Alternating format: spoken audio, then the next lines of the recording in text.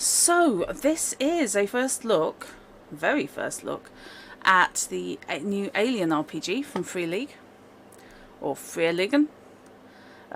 Please don't correct me on the pronunciation, I don't speak Swedish. So, it basically, you can't really argue with the cover. It's Alien, and there's an alien. And there's a guy who's in for the worst day of his life. And that looks like skulls. That's worrying. Where's Felix when you need him? Not in channel. So, welcome to the world that you are playing in. The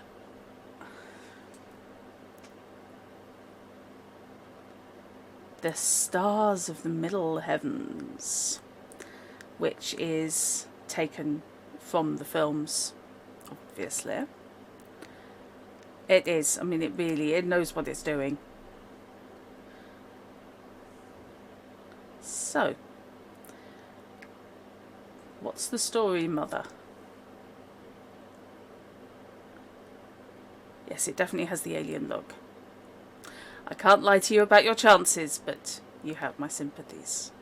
Well, yeah, basically you start there with space is hell, and I think really it just sets out its stall very, very early on.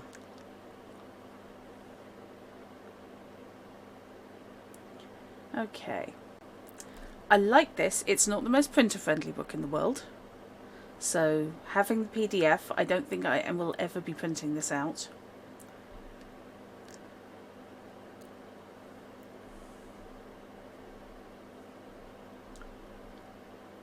Okay. So, we have a ship's log to start with. And then we move out into the generic realities of living on the frontier. You're waiting until you can afford the physical copy with free PDF though. Okay, that's fair. The frontier begins on the leading edge of the outer veil, crosses through the outer rim of the known territories and stretches on into deep space. Located between the core systems and the outer rim, the outer veil is a vast region of space abundantly rich in mineral resources. Everyone remember what the Nostromo was? You love aliens and this intrigues you. That's fair, Nia. And it's good to have you in.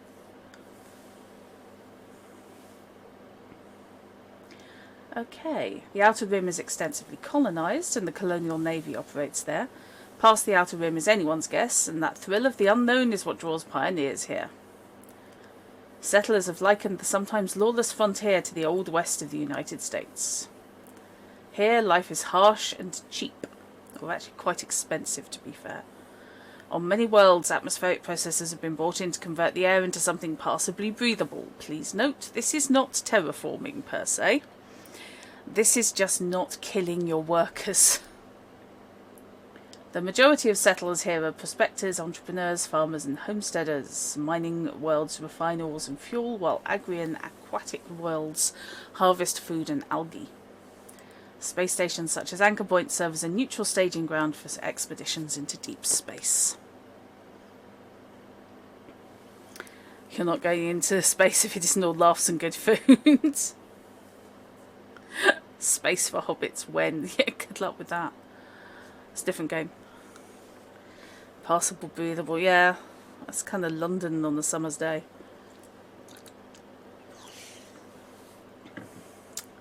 Okay, neighbouring colonies don't always get along, and armed conflicts over stakes and claims are not uncommon, often requiring the colonial marines to step in and restore order. The boundaries of the frontier are ever shifting, and sometimes colonies switch hands as border disputes redefine the map. Okay. It starts as Mordor terraforming, turns into Isengard. Fair enough.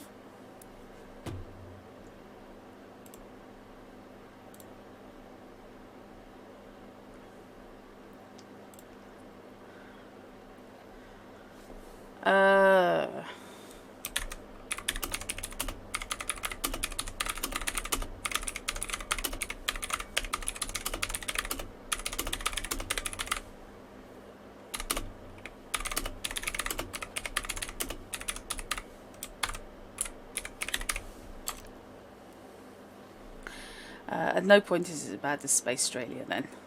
They're taking the Marines to Isengard. Yeah, why don't they just, like, fly the dropships into Isengard? Sorry, no, wait. Into Mordor? Okay. Just had a horrible thought. I was updating the stream name when my computer crashed earlier.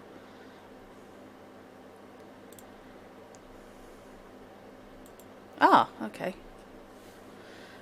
Checked on your dinner.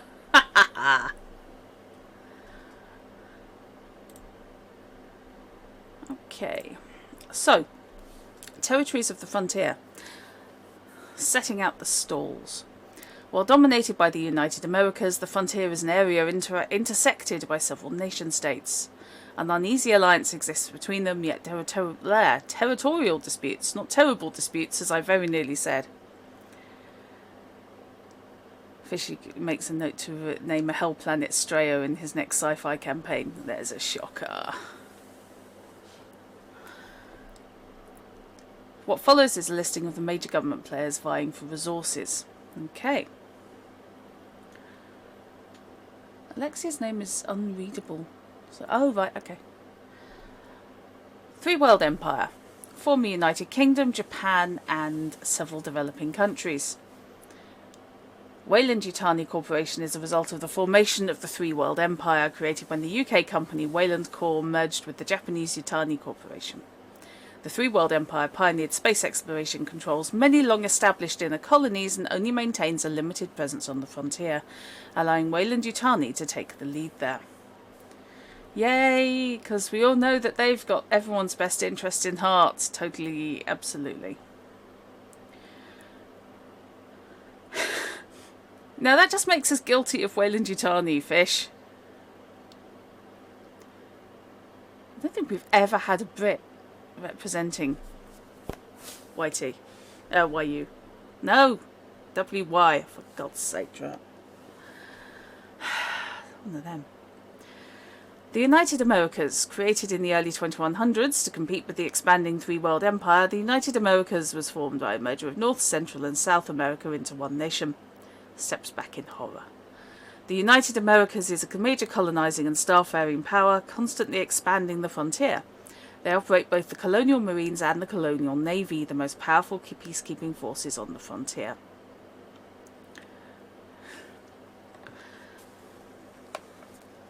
The Union of Progressive Peoples, a powerful socialist bloc of systems that control a vast but resource-poor sector of space. Formed from a coalition of countries including Vietnam and Russia, the UPP is the only government that is not influenced by corporate concerns, a fact that sometimes puts them in opposition to Weyland-Yutani.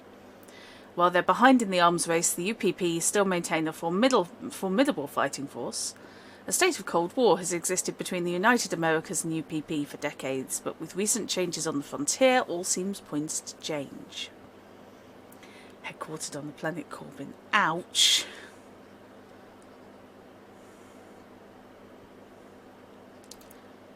The Independent Core System Colonies. ICSC is a loose conglomerate of privately owned worlds. Each colony in the ICSC has its own government, many of which are corporate-owned. In addition to all its operations within the colonies of the United Americas and the Three Worlds Empire, Weyland-Yutani, oh there's a shocker, is known to maintain private interests in the ICSC, where they can conduct business as they see fit, far from the prying eyes of government control. Health and safety legislation, employee rights. Yeah. Okay. So, here are the facts. The year is 2183. Little more than 3 years since the destruction of Hadley's Hope on LV-426. The disappearance of the USS Sulaco and the closing of the prison and lead works on the Florina 161. Yes, unfortunately, Alien 3 still counts. Although in my headcanon, it's the director's cut at least. The loss of the Sulaco's Colonial Marine Unit, along with his Weyland-Yutani-sponsored outposts, and the implication of corporate foul play, have created an air of distrust between the company and the United Americas. The only publicly made exposition of these events deals with the aftermath on Florina 161, the book entitled Space Beast by convict Robert Morse. An alleged account of an alien dragon that overran the facilities and brutally slew 24 double Y chromosome inmates and their custodial staff.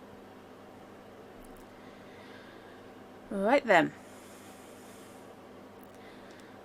So we've got the timeline, which actually is damn useful, because the Alien movies have such a huge time jump so often. Because, let's face it, cold sleep is a thing.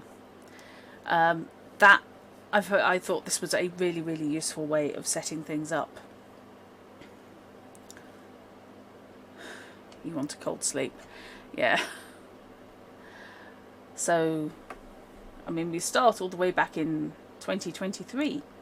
So that'll be something to look forward to. Following Peter Weyland's infamous TED Talk address of 2023, Weyland Industries begins developing new technologies that will catapult humanity into the future. So, we move through terraforming operations on the moon. Off-world penal colony. Ooh, hello. An oversensitive middle mouse button. UK and Japan pioneer the establishment of settlements on Mars. Up towards the tail end of the century, Weyland Corps launches the infamous USCSS Prometheus. That didn't go well. So this does incorporate all of the films at the moment. The next thing on, the USCSS Covenant, which went even less well, to be fair. Even the bad ones. Yes, indeed, Fish, even the bad ones.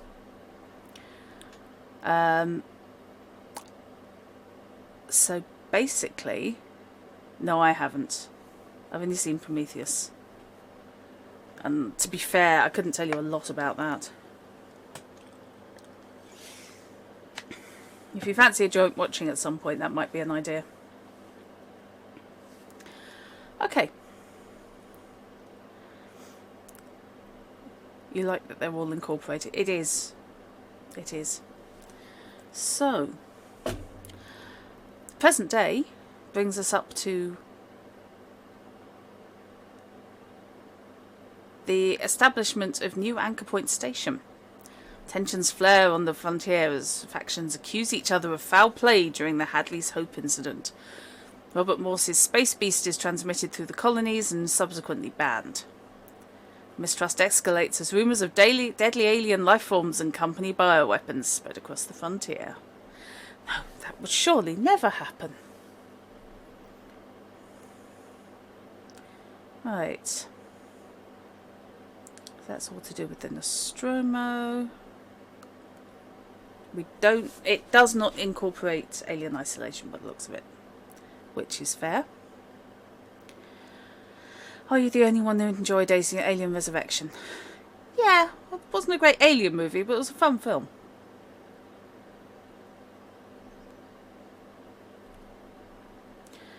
Okay, careers on the frontier. So, these are occupations that people may or may not have. Frontier colonists, fairly self-explanatory. Space truckers, so the crew of the Nostromo. Colonial marines, cannot for them from aliens. Company reps. So may need a bit more explanation. Corporations have more power than governments on the frontier. Yeah, indeed. This is a Year Zero game, so these are essentially the classes for the game. Corporations have more power than governments. They own worlds, set up shops, and bring in the colonists and creating homes and jobs. From CEOs to field agents, each company sends out its own reps to oversee their business ventures. Companies like Weyland-Yutani have been known to employ their own commando security teams, doctors, and scientists. Also, they handle intelligence and counterintelligence, because corporate espionage is a thing. Hello, Valkyrie. Year Zero is Mutant Year Zero, as Fish just said.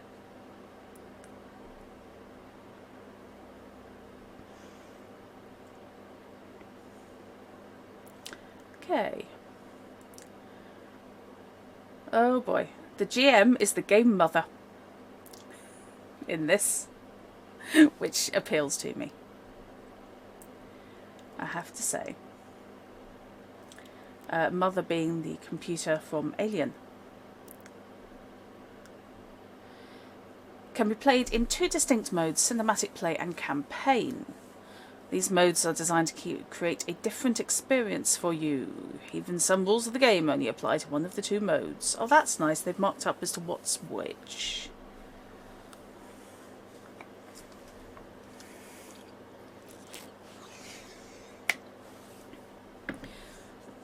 Mutant Year Zero also used the Year Zero system, also used by Coriolis, Forbidden Lands, and Tales from the Loop. I think so, yes. I think Twilight 2000 is. Or will be, rather. So. Oh dear, they do not expect you to make it out of cinematic play. A cinematic scenario emulates the dramatic arc of an alien film, designed to be played in a single session. Challenge accepted. This game mode emphasises high stakes and fast and brutal play.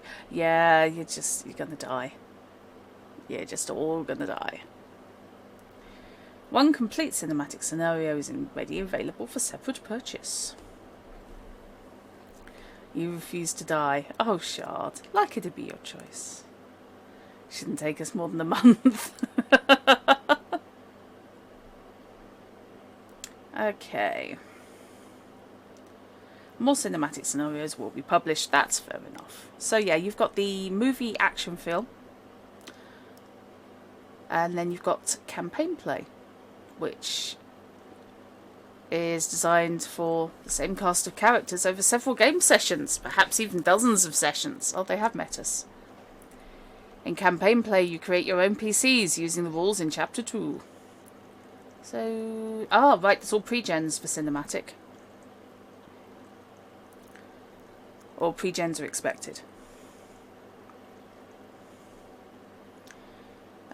Campaign play can also be brutal and deadly, but the chances for your PCs to survive a night of play are generally higher than in cinematic.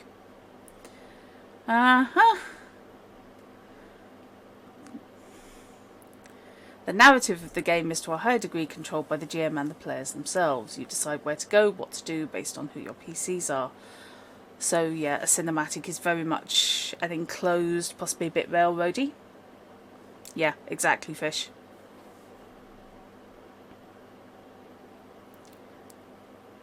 I feel like I ought to have the Alien soundtrack or something going, because it's really weird talking to silence. Okay, in campaign play, then read that. So yeah, 3 different character frameworks: space truckers, colonial marines, and frontier colonists. So the corporate reps presumably are either villains or so not appearing in this book.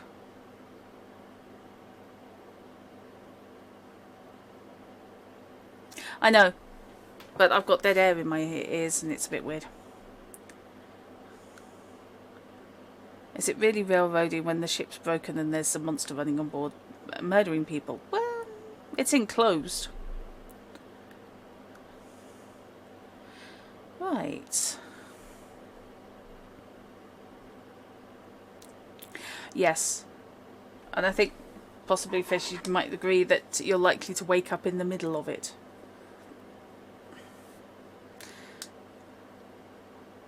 Okay, Angel Soda. Okay. Captain Charlie's recording. Really? No matter if you play cinematic or campaign, any game of Aliens based on 3 key themes. Most scenarios and campaigns contain a mix of these themes, but each scenario typically emphasises one theme more than the other. Space horror. They're playing my tune. The alien experience is rooted in the pervasive darkness and tension, with the capacity to shock by tapping into our primal fears. Every desperate breath into the rebreather of your spacesuit may be your last. Sci-fi action. Whether it's on an intimate or sprawling scale, roller coaster action, often with bloody results, is essential to many alien stories. This game includes robust mechanics, that's a polite way of putting it, designed for fast and brutal combat. You'll sound like Darth Vader in this, yes. Yes, with obligatory Apollo 9 beeps. You find it appropriate that mention of small children led straightly to space horror. I'm saying nothing. If you've ever seen me put a kid in called Tadpole or something, then worry. Sense of wonder. Lets you discover strange worlds and ancient incomprehensible artifacts of all the worlds to trip up on a grand scale. Many alien stories grapple with questions of humanity's creation, destiny, and place in the universe. And then it all tries to kill you. Early Elite Dangerous Wingcoms can't understand a word of it. God, yes. Atmospheric as hell, but ye gods. There's a reason to stick with Discord. Okay. This is a role-playing game. If you're on this channel, the odds are pretty good you know what a role-playing game is. This requires you to improvise as you play, but the game also provides a number of tools to help you create your story. Starting with the character sheet. There is a custom card deck available for purchase separately. Now, I don't have that because I've got the PDF. So, can't speak to its quality, but it's your initiative tracker and it's your gear, weapons and vehicles cards. So I'm assuming it just has the details on there. Make it life slightly easier than writing things down. If you're really gonna like their custom card decks, you've never felt there's really had enough value in game. Okay. In the alien universe, nowhere's safe. Sooner or later you'll end up in situations where the outcome is uncertain, no matter how skilled you are. Right, this game officially uses custom dice.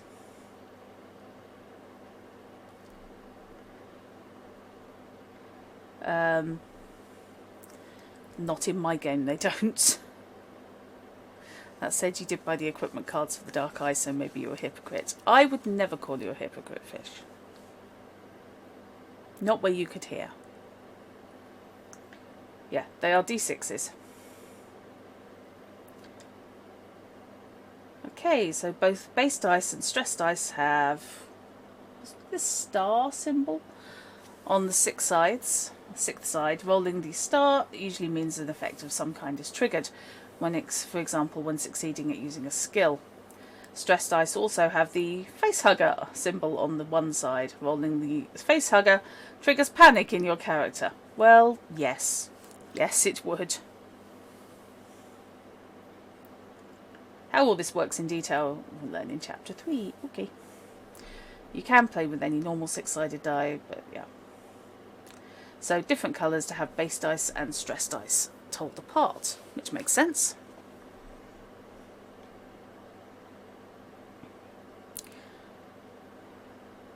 You can play your Zer0 with regular D6s, but they make nice ones with symbols on. Okay. Makes sense. As it is, basically, the only numbers you're interested in are the ones and the sixes. Oh, hello.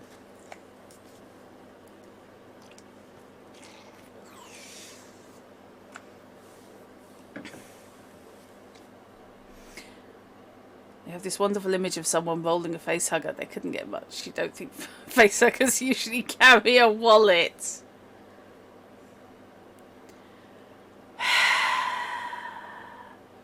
Just Gibbs yourself.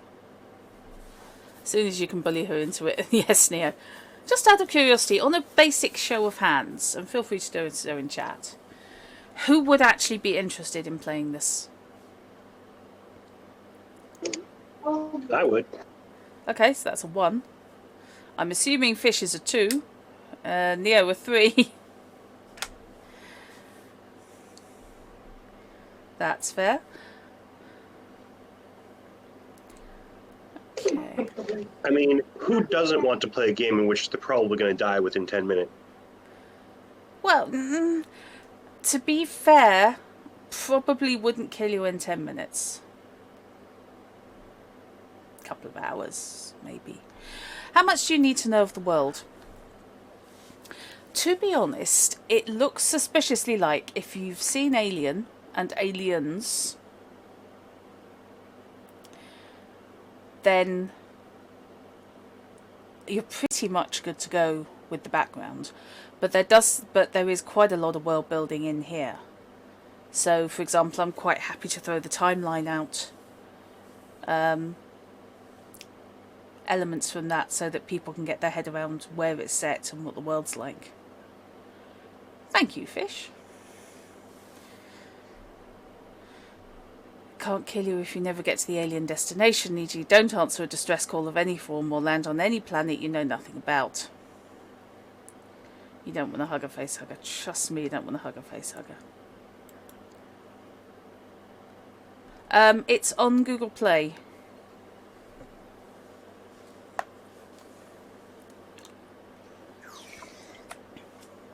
Would have said seeing the films is a bonus. If you have the basic idea of clunky boilerplate style sci-fi, then you can play this. Yeah.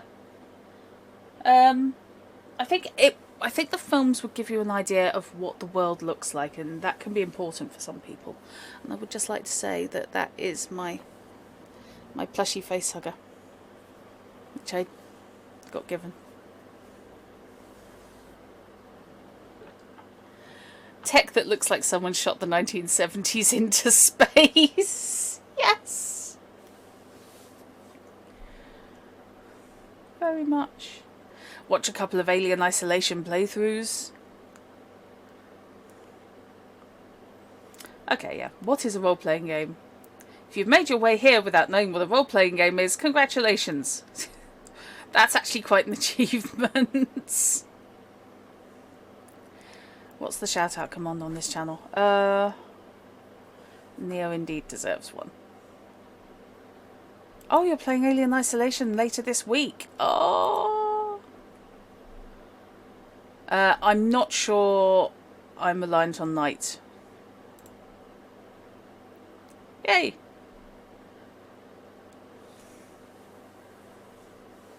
That's cool. Neo, Alien Isolation saw me completely terrified and spending a lot of time hiding under tables.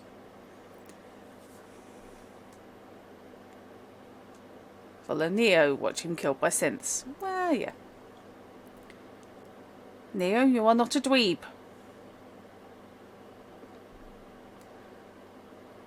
Okay. I love the artwork. This game looks gorgeous. You're half tempted to do it in VR.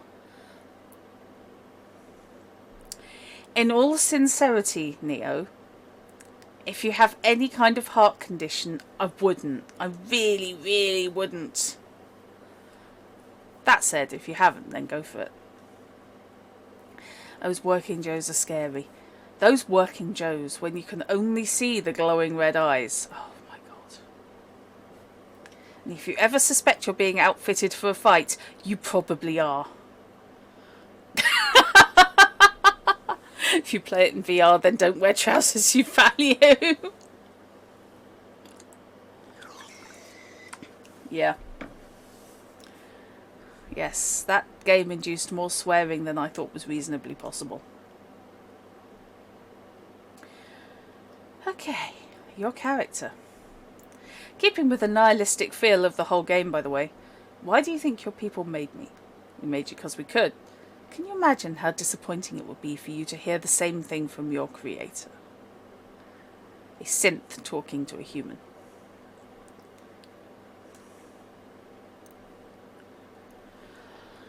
So, your player character is your most important asset in the Alien role-playing game. They are your avatar in an alien world. Or as opposed to an alien world. They're your eyes and ears and... ears and eyes and ears. How many ears do you have? They're your eyes and ears out there in the deepest dark of space. You munch popcorn with friends and roll dice while they take all the risks. Hello, jewelry. No, your loaded D6 is your most important.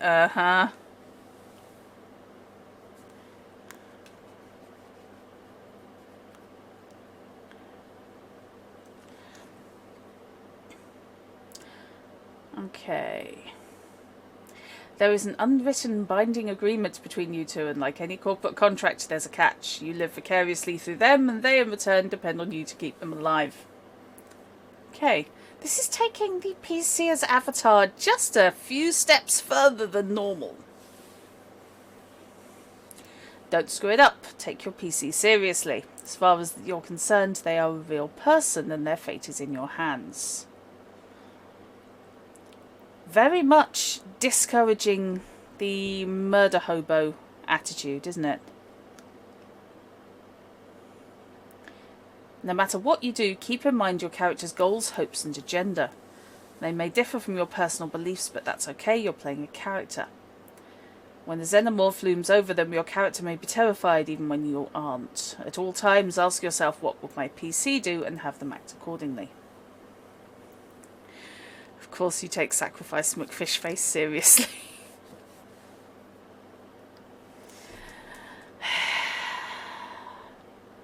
Insert Jenna quote here, Fish.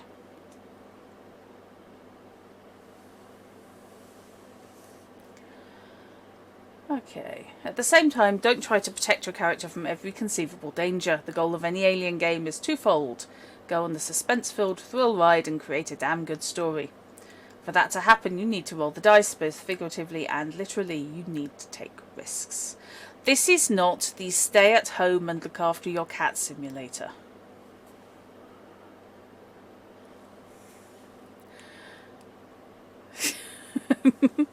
You have to get rid of Knight first. He's on next on my list. Fish, what are you planning the demise of, like, our entire group? So yeah, it's pre-gens for cinematics and campaign is DIY. So here we get into character creation, and as Fish said earlier, but before we went live, and this is a good quote, a character creation system is the best way to figure out how a game works. Very bold of him to assume that you would not want to staying at home and stroking your cat simulator. I'm sure they exist, Alexia, but this isn't that game.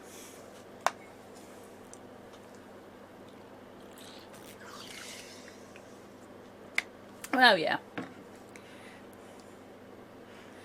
There is that. I was pretending not to get it, it's okay. We all like Avon. Okay, rephrase that. Anyone who has half a brain likes Avon.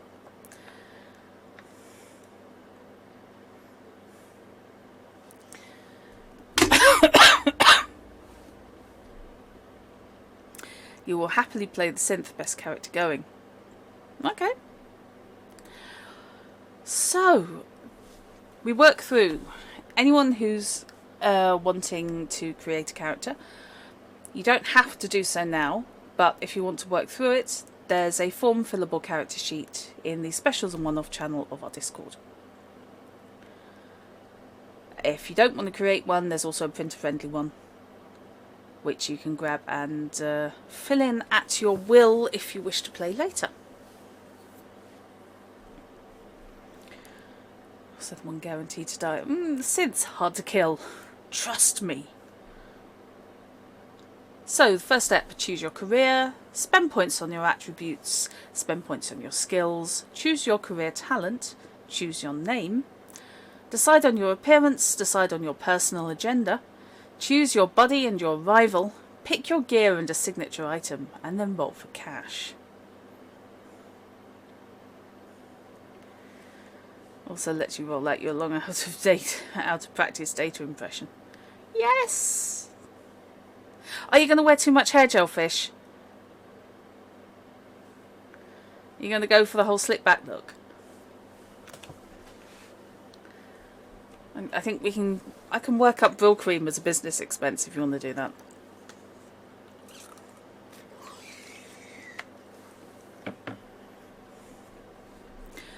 Okay. So your first choice for your character in campaign play is your career. Your career choice determines your background and your role in the group. It influences your attributes, your skills, your starting gear, and what starting talent you can have. Depends when you play. If it's Halloween, you could be persuaded. It wasn't, but it can be. I was just thinking, oh God, Halloween's ages away. And then I thought, but it's nearly August. But it's nearly July even. Not nearly August, God.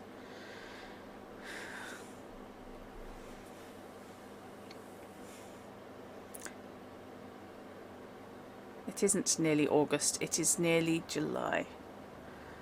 I think. Hey Google, what's the date? It is Sunday, the 21st of June 2020. I swear to God, I just lost track of time. I really have. Okay. So, where are we? There are 9 core careers to choose from. Career descriptions can feel stereotypical, and they're meant to. Picking a career is a quick way for you and the other players in your group to get an immediate feel for your character. But your character is more than just a career. Your career is merely the starting point. That's fair.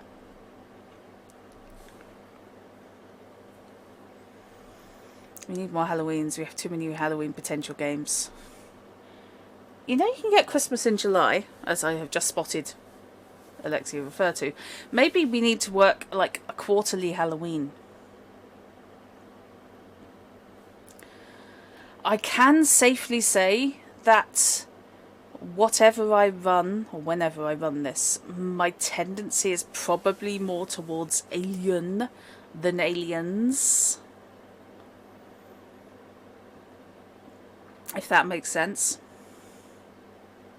Aren't most of your games basically Halloween games, though? Well, yeah, obviously. You thought we were going towards creating an extra 11 Halloweens, or a monthly Halloween. Okay, attributes. You have 4 attributes that indicate your basic physical and mental capabilities, each rated on a scale from 1 to 5. Your attributes are used when you roll dice to perform actions in the game, and also to determine how much damage you can withstand before you become broken. Presumably is accompanied by cries of game over, man. Read more about this in chapter 5. Okay. So, I mean, the next horror game I'm going to run is, well, it's not really horror, but it'll be a warm-up for this, is going to be Hunters Hunted. I'm going to run the playtest for that. Which I do need to talk to Fishy about. So, your 4 attributes are... yeah, stand-up scenario, just another bug hunt. Strength, which is fairly self-explanatory. Agility, ditto. Wits, sensory perception, intelligence, and sanity. Yeah, okay, this game does sanity. This whole system does. You can become unplugged through stress. Empathy, personal charisma, empathy, and ability to manipulate others. Okay, so not just how nice a person you are.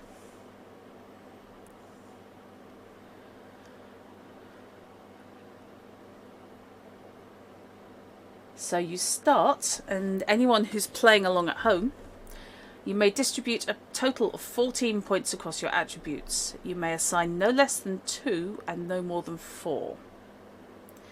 However, you may assign 5 points to the attribute listed as the key attribute for your career.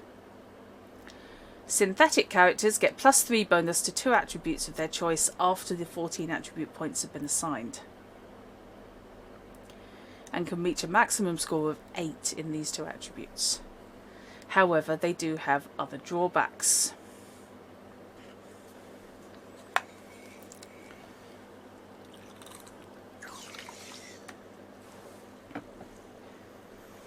Fish, maybe we should just have a Halloween, a hint Halloween logo to be deployed whenever a proper horror game gets done. We're not into character creation yet, or just descriptions. Basically. This is just giving you the outline. Hintoween. Hintoween. There we go. Get to it, Fish. Maybe a pumpkin instead of the exploding die. Or an exploding pumpkin! That would work!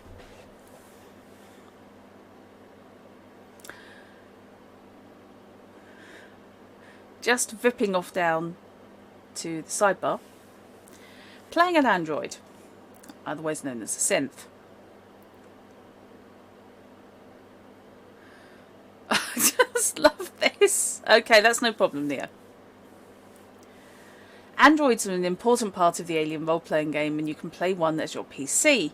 They are rare, however, and we recommend you talk it through with the rest of the group before creating an Android PC for a campaign game. However, I strongly suspect Fishy will be standing there bashing his spoon on the table, saying, "I want to play."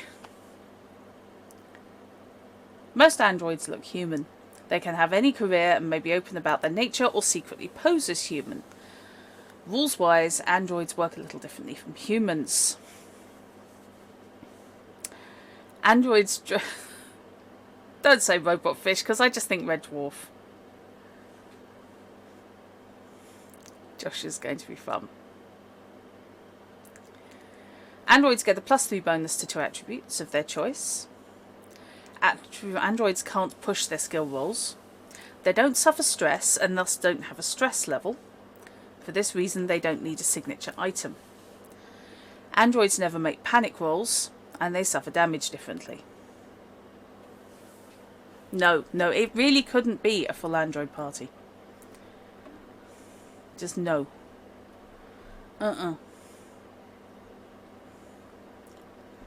Mainly because there is not that much milk that I am willing to splurge all over the screen.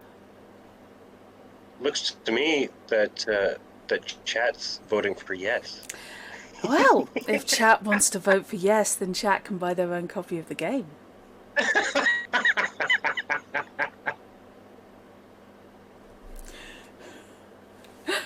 So, skills.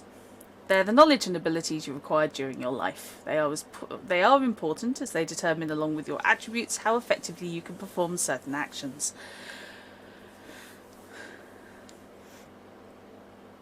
Fish, have you just leapt straight into character creation? And he's Labour, not Conservative. Sorry. That's my fishy. There are 12 skills in the game and they're all described in Chapter 3. They are measured by skill level on the scale of 0 to 5. The higher the number, the better. And possibly an entirely Android scenario might work as a cinematic. A one-off.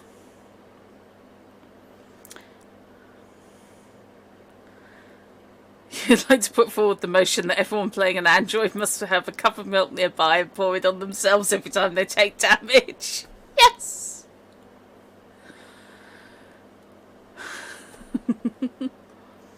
If you can always roll for a skill, even if you have no level in that skill. In that case, you can only use the associated attribute plus any modifiers from relevant gear. That's a mechanic that's now increasingly common, which is quite nice. Very rarely do you have absolutely no chance of achieving something. It might be hellaciously difficult, but always giving you a shot at rolling something I quite like.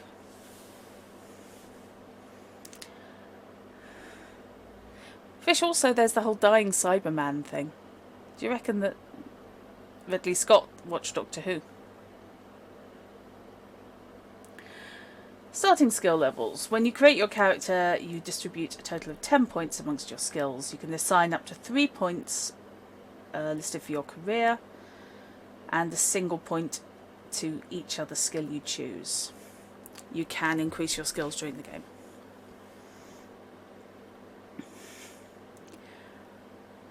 Talents are tricks, moves, and minor abilities that give you a small edge. They're more specialised than skills and make your character unique. Talents are further explained in Chapter 4. When creating a character for campaign play, you get 1 talent. Your career offers you 3 talents to choose from. You can learn more during the game, at which point you'll have many more talents to choose from. Whee! Yeah, this is just an overview. Don't worry.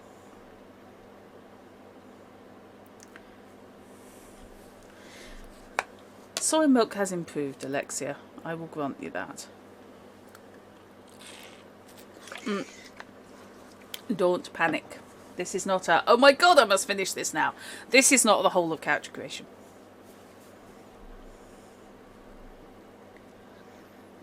I really like the rice, just on the milk alternatives front, I really, really like the rice milk that we got in Benalmádena. Spain has some wonderful range of dairy-free milks. You've got some new emails. Probably spam though. Shut up, techie. You're muted. Why aren't you muted?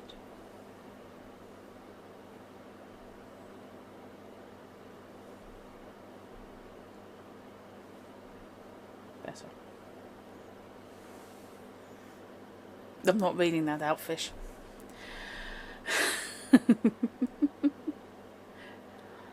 Stress. Stress!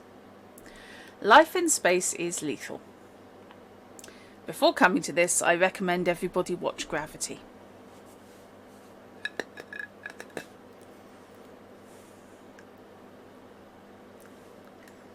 So I quite like the fact that you specified how many girlfriends back it was.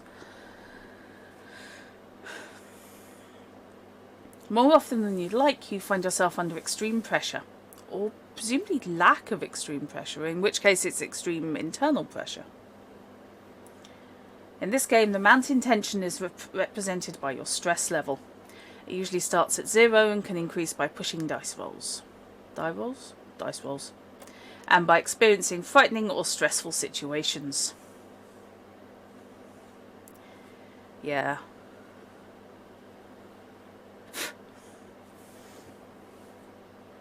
Health. Even if you keep your nerves in check, chances are sooner or later you're going to get hurt. This is tracked using your health score. You start in the game with a number of health points equal to your strength. Talents can modify your maximum health. Okay. I like that they list name as something essential.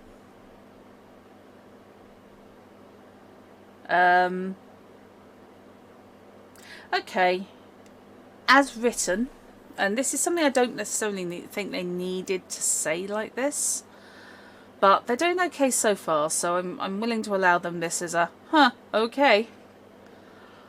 Each career has a list of 3 male and 3 female names that are typical for that archetype. Choose one of these names or make up your own if you prefer. I think everyone's capable of making up their own names, but it's nice to have exemplars, I guess. Cinematic scenarios will include the names of the pre-gen characters. Okay.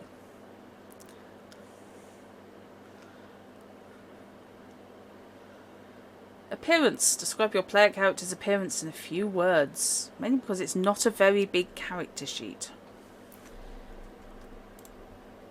As you can see. It's pretty tight.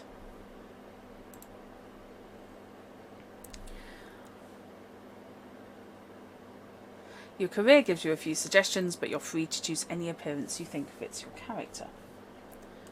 That's handy. Personal agenda. Oh dear. I can just see this one going horribly, horribly wrong. You may be a team, but each individual PC in your group also has an angle of their own, a personal agenda.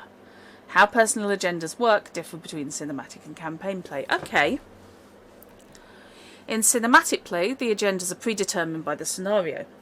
At the beginning of each of the 3 acts, the GM gives each PC a handout with a new agenda for an act. The agendas are hidden, you should not show them to other players or write them down on your character sheet. At the end of each act, the GM evaluates the actions of each PC. If you took any specific actions to further your agenda, you're rewarded 1 story point. Acts, agendas and story points are further explained in detail in the Game Mother section at the back of the book. Slightly, yeah. Writes in Become a Beale Boy.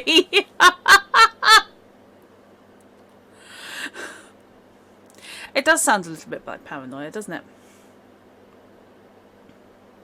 Campaign agendas. In campaign play, you can pick one of the suggested personal agendas listed with your career, or you can come up with an agenda of your own. At the end of each session, discuss the agendas of all PCs together. Oh, that's nice. So it's more of a team-building exercise. If you've taken some concrete action to further your agenda during the session, despite risk or cost, you gain a bonus experience point. Are you also mutants and members of secret societies? I'm not saying, because I haven't got there yet. Buddies and rivals. The Alien RPG is about a small group of people facing unknown and horrifying dangers in the cold darkness of space. It really can't say that enough, can it? To survive, you need to find someone to trust, but you also need to be careful who you turn your back on. In game terms, your PC can have 1 buddy and 1 rival among the other PCs. You can only have 1 of each. Your relationships are important for the GM, as she can use them to create interesting situations in the game and completely fuck with you.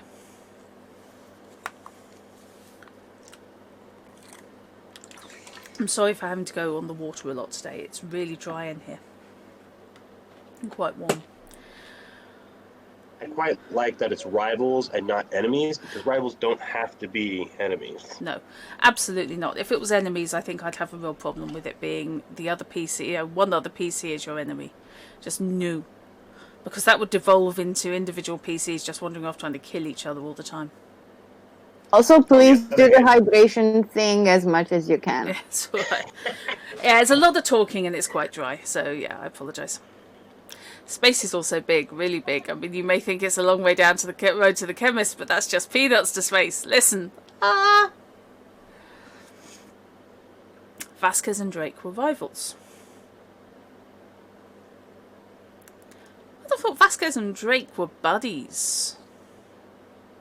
Possibly they were both, to be fair.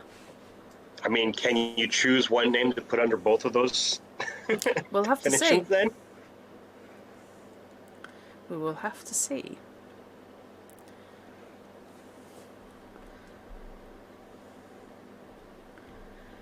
Okay, player versus player. They've addressed it. The alien in the room. Hudson and Common Sense revivals. Yes. Okay, PvP. Your PC can end up in direct confrontation with another PC. This is common in cinematic play, less so in campaign. In cinematic play, it's up to the GM to call out when a PvP situation escalates beyond the point of no return. When the GM has called PvP, the players involved play out the current conflict to its conclusion. After that, the PC who has turned traitor, if they're still alive, becomes an NPC and is now under the control of the GM. Woof. That is very, very different. And funny you should say Burke, Knight. That is significantly different. I can understand why that's purely cinematic, Fish. And you would definitely also try and keep it towards the climax. I'm not 100% convinced about it being pulled from under the player's control. But possibly that's just because I like the idea of leaving that to a player to then end up in the adversarial role. And because I can, there are several of you who I've played with who I know can do it. But on the other hand, there might be some people who are not that comfortable doing it. And it's kind of your mileage may vary. Also, anyone playing an Android is going to have people not trust them once they figure it out, because androids are a thing. So Androids they're are not necessarily mostly. the best. Have you seen Aliens? Everyone that I've watched, they are mistrusted. Aliens, they trust him. The only person who Oh, the doesn't. second one? Yeah, the only person who doesn't trust. Oh, brain fry. Bishop. I like this argument in favor of an all Android party. Nope, nope, nope, nope, nope, nope, nope. Not happening. Possibly, as I say, it's a comedy special. But yeah, the only person who didn't trust Bishop in there was Ripley. And as Fish said, she had reasons. Very many reasons, some of which involved a rolled up magazine. And a fine character actor. Right. The player in question is given a new PC to play if one is available. This means you should think very carefully before acting against the common interests of the group. Even if you think it's in line with your agenda, it may cost you your PC. Indeed, Knight. Ian Holm was brilliant. Must have been an older model. That would be impossible with our behavioural inhibitors. You're strongly recommended to wait until the third and final act of the scenario before taking such drastic action. Okay. In campaign play, PvP is less common, and any such situations are resolved in the group without specific rules. You'll just need to work out your differences if you're to continue in the same crew of PCs, which is a very sensible way of doing things. Aliens Director's Cut?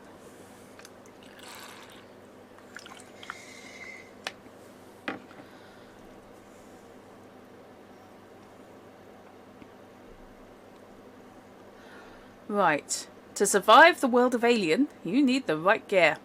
An M314 motion tracker, a Mark 50 compression suit, or an M418 pulse rifle can truly mean the difference between life and death. Hence, in Alien Isolation, you start with a wrench. That's pretty much it for the entire game. You can find these items and other gear detailed in Chapter 6. In a cinematic scenario, the scenario determines what gear you get. Fair enough, that's part of the pre-gen system. Gordon Freeman had better gear. Yes, he did! No argument.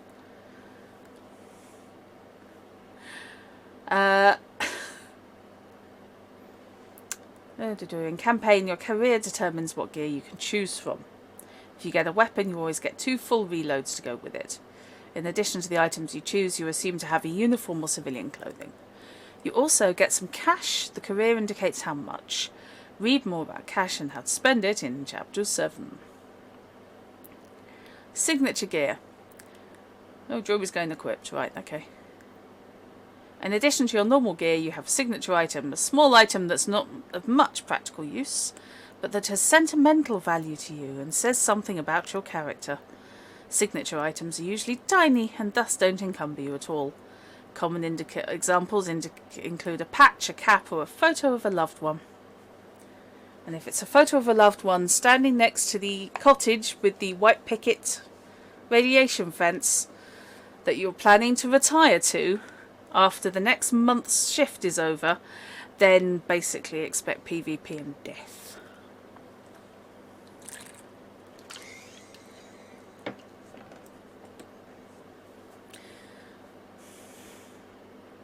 Just started downloading Alien Isolation. Vehicles and spaceships. In some cinematic scenarios, your PCs have a vehicle or even a spacecraft. Usually vehicles and starships don't belong to one individual, instead they're crewed by the entire group of PCs.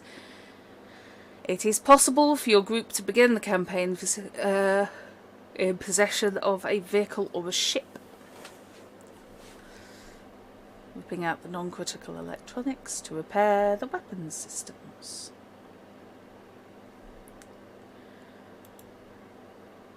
Okay, incumbents is actually done fairly simply, as in the rest of the Year Zero games. You can carry a number of regular size items equal to double your strength rating without problems. A regular item is generally the size of a small bag, weighs no more than a few kilos. An item designated heavy counts as 2 regular items and typically takes up to 2 rows on your character sheet. Some heavy items count as 3 or even 4 normal items. At the opposite end of the spectrum, there are items designated as light. They count as half a regular item, so you can list 2 on 1 row of your character sheet. Some light items count as a quarter of a normal item. Okay. Tiny items don't affect your incumbents. The rule of thumb is if the item can be hidden in a closed fist, it's tiny. The Year Zero games do use a very video game style inventory slot. Yeah, I was just thinking that, Fish. I was also thinking you could cheat like crazy because what you can hide in your fist is a damn sight more than what I can hide in my fist.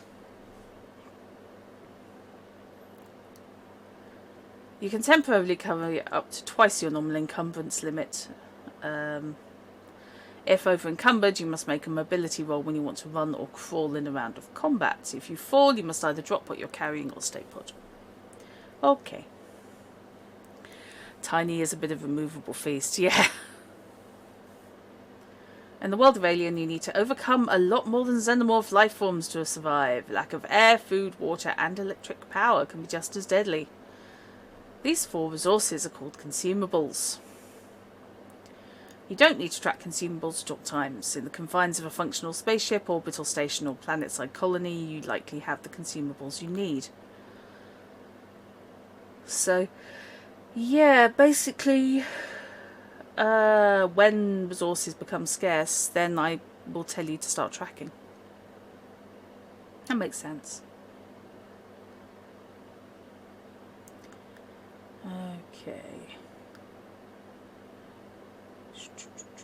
At regular intervals, when you're tracking, you need to make a supply roll. This means rolling a number of stress dice equal to your current supply rating to a maximum of 6. For every facehugger rolled, the supply rating is decreased by 1. When the supply rating reaches 0, you're out of the consumable and entering a world of hurt. The effects of lacking air, food, and water are described in Chapter 4. I can kill everybody. Okay. Let's carry on through there because we know what encumbrances. You do earn experience and can therefore improve. Let's take that from now. Oh no. You just want to speak to those people, don't you? And just say, look, don't. Just go somewhere else. Anywhere else. Any other game. Where's the fun in that? That is like curious and excellent exploration opportunity. No. That's it. What that is the first 2 casualties. Who doesn't want to see the inside of a giant starfish? Yeah. It's okay. You can just maybe the building octopus wants to hug you. You're not making it any more welcoming. Yes. Okay, so classes. Colonial Marine. Colonial Marshal. These are careers, obviously. Company Agent. Kid. Help. Medic. Wait a second. Kid is an actual class? You've seen Aliens. I know, but it's just... Just face it, she was more competent than anyone else. Officer. Pilot. Roughneck. Scientist.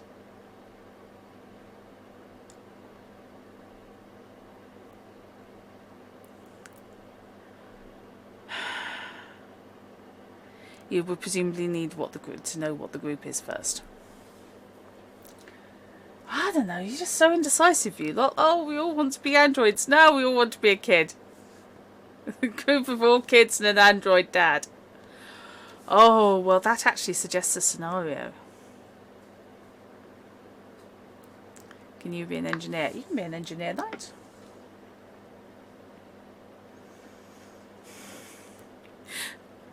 A party of kids shepherded by a synth with a couple of adult support specialists.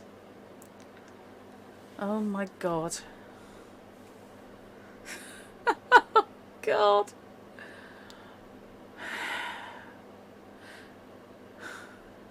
Oh, there's an engineer. What was the other one besides? Was the one that looked like a detective type? Okay, Colonial Marine is, as per Aliens, Colonial Marshal, which is law and order. Yeah, I You want are to the be a marshal. sheriff. Okay. If Joshua's the synth school teacher, you'll need to drop the strength. Okay, so. Oh, what, the Colonial Marshal, Alexia? It's a look, isn't it? Quite definitely a look. So, does anyone want Colonial Marine? Speak now, forever hold your peace, or at least hold your peace until... No, not android kids. I'm not even going there. That way bad Spielberg movies lie.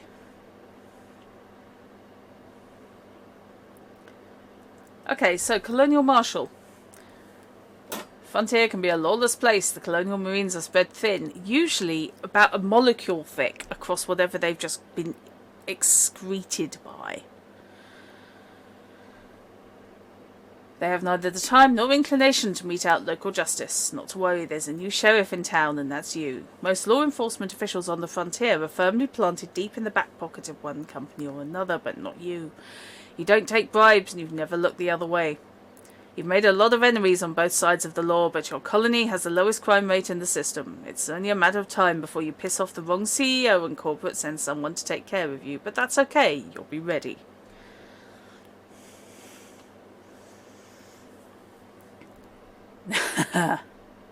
Yes. Automatic, yeah. I'm going to say that suits a character I'd like to play. Okay. Okie dokie. So, your key attribute is wits. Your key skills are observation, ranged combat, and manipulation. Manipulation, observation, and what was the other one? Ranged combat. Shh. All right. Your career talents come from authority, investigator, or subdue. I'm going to go with investigator. Yeah, I mean, I'll go through what they actually mean in a bit, but this is the basics.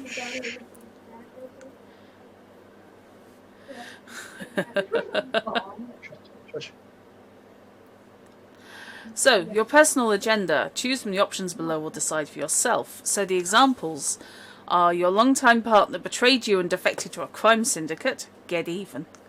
You dream of turning in the badge and settling down in peace. Work towards it. You did a bad thing in the past and it's come back to haunt you. You need to decide what you're made of. You did a bad thing. Okay. I'll have to consider those for a while. Yeah, okay. By the sounds of it, you'll also be played by Sean Connery. Yes. Appearance. Choose from the options below or choose for yourself. Chewing a toothpick, cigarette in mouth, impressive moustache, worn cap, scar across face, greying hair, crew cut, inquisitive gaze, old leather jacket. I have all of these for cosplaying. Signature item.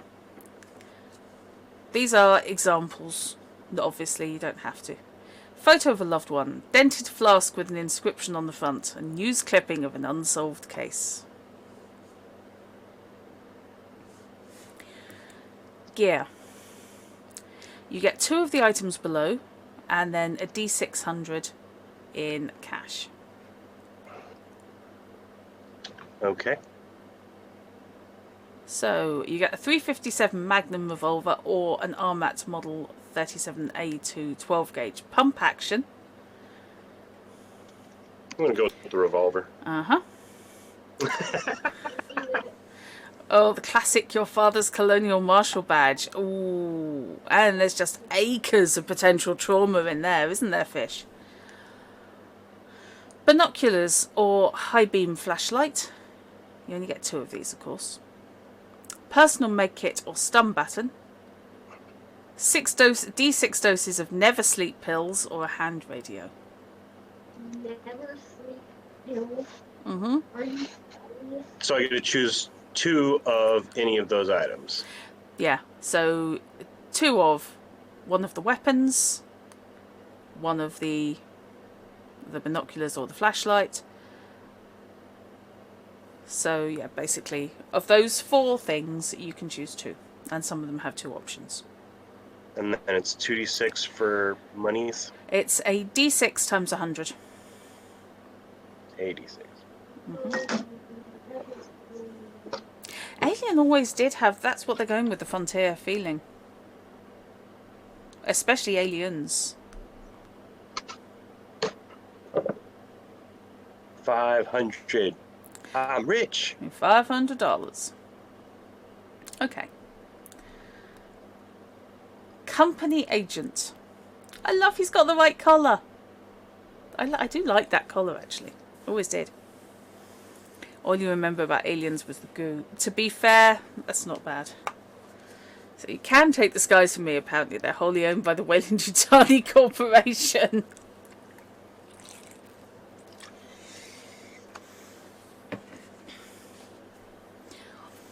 You're hungry, space is full of opportunity, and you've been assigned to the frontier to find the next big thing, from insider information to new mineral deposits, or even a hitherto unformed life form to exploit. Unknown life form even to exploit. It's up to you to score a win for the company and use it to catapult yourself up the corporate ladder. You tend not to form long-lasting attachments, instead viewing everyone as a commodity to capitalise on. Worry about others later. Right now it's all about the bottom line. Yeah. That's pretty much, that's Burke. That's Carter Burke.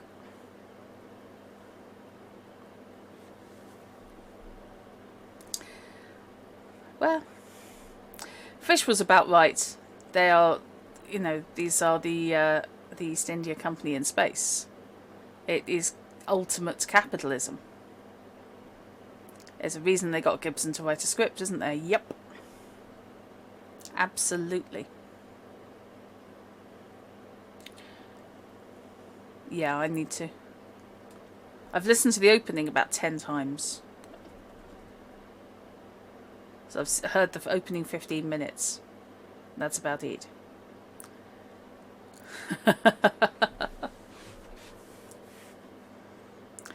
Okay, so for example, your personal agenda. You're greedy for power and never miss an opportunity to get ahead. The company's holding back information from you. What and why? Bishop does. This does sound old. You're a nice guy, but the company's blackmailing you to do its dirty work. Get even. So you don't have to be an out-and-out bastard to play a company agent. I mean, obviously you can, but you don't have to be. So, I like your signature item. Letter of corporate authorization. Divorce papers.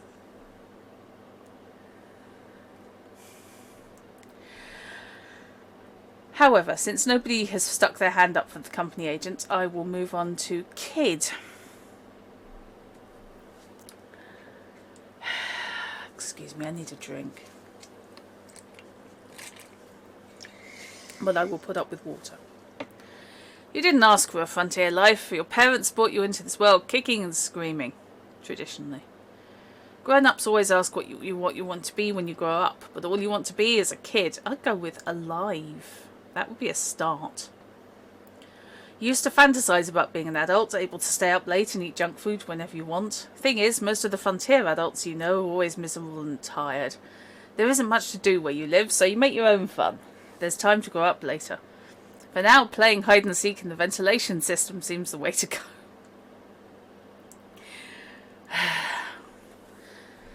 The company man trying to do the right thing despite downward pressure is a classic trope. It is indeed, Fish. Yeah, what do you want to be when you grow up? Safe. I gotta say, I'm liking the idea of having like 5 or 6 kids with 3 adults. Mm-hmm. I'm just wondering why you hate me enough that you want me to have to deal with 8 PCs.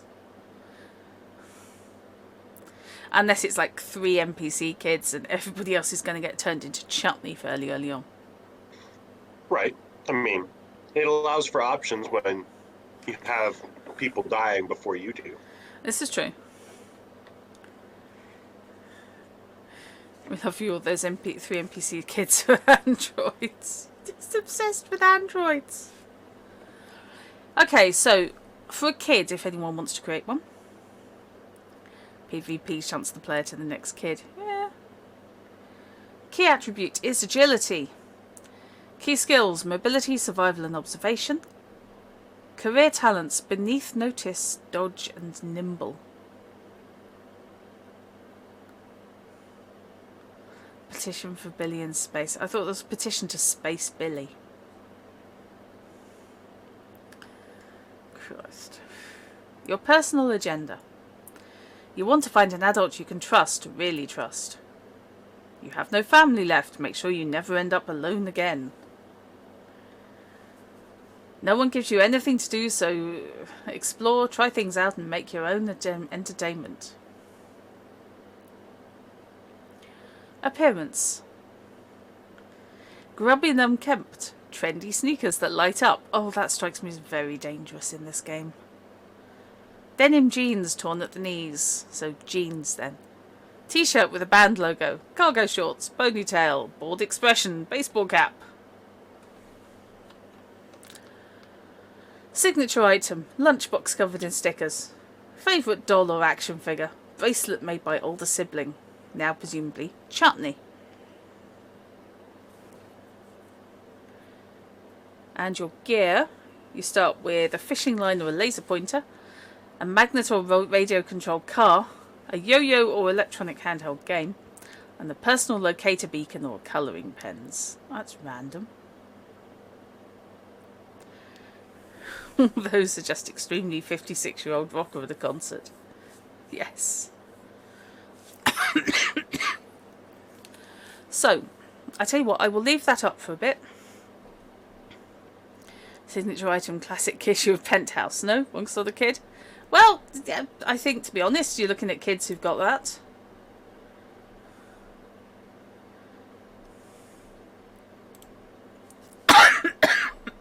Pardon me.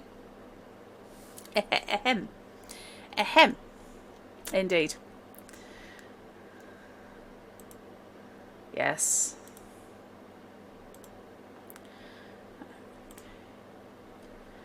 Okay, so... Isn't the kid's special power in the cinematic version of this universe to not die? Optimist. Right. Yes, they were Playboys. That's why it's classic editions. Okay, right, yeah, I will leave... Actually, I will leave the next page up so people can have a read, which is the medic. And I'm just going to pop off and get myself a refill on the drink. Assuming I can find the video feed option.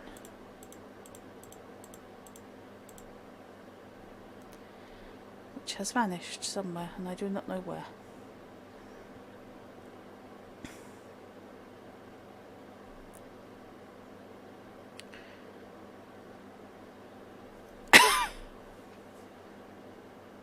There we go.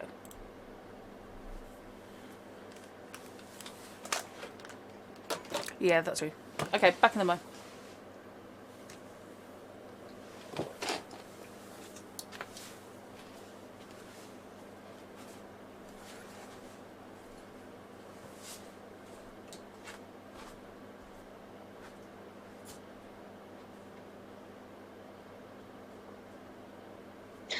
I mean, really, guys, we don't need a medic. The medic would probably be the first one to die anyway.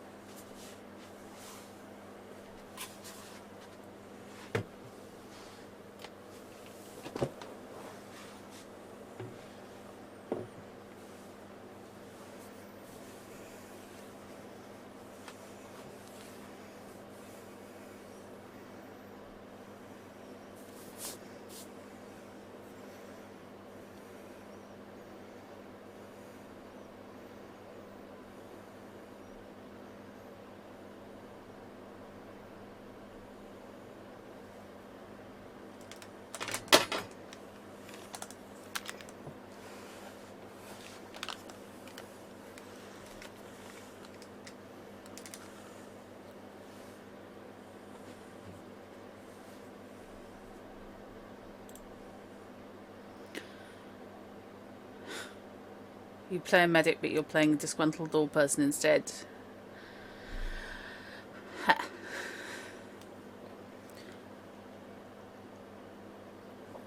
Okay. Brief reminder, should anyone need it, have a drink, have a stretch. Been at this an hour and a half. And if you're due any meds, now's the time. Or whenever your alarm's set.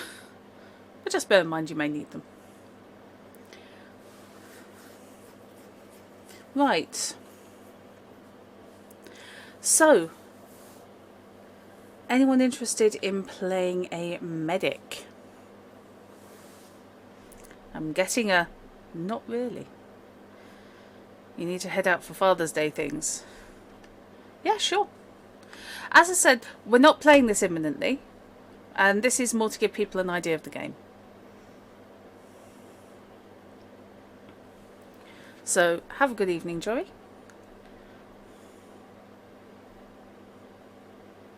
And I'll make sure anyone who wants to play has a chance to go through character creation. Right, officer. Been a while since you played a medic, Knight. Does that mean you're tending towards... Okay, later.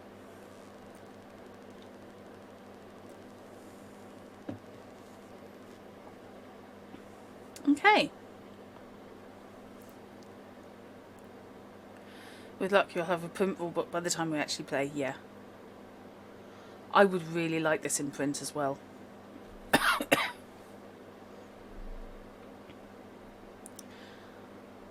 So, Knight, if you want a screen grab, now's the time. Or we can go through this as and when. It's not. No, I was looking and then I walked away with an understanding of why you decided to get the one with the combined PDF. However, I'm happy with it on the PDF, to be honest. I can quite happily run off it. Okay. Officer, otherwise known as Ripley. Let's be honest here. People forget that's what Ripley's job was.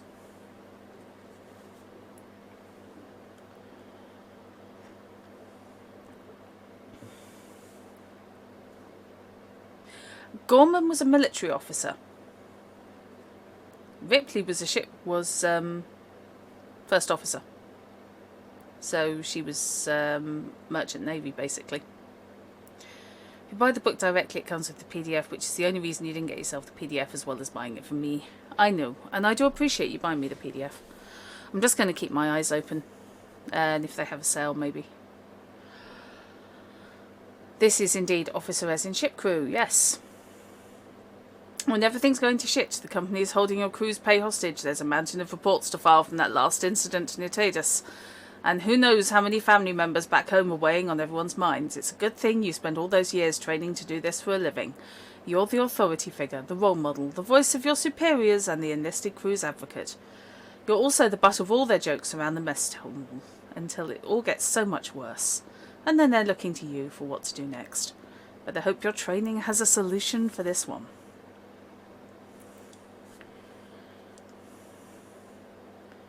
And if everyone had just listened to Ripley, Alien wouldn't have happened.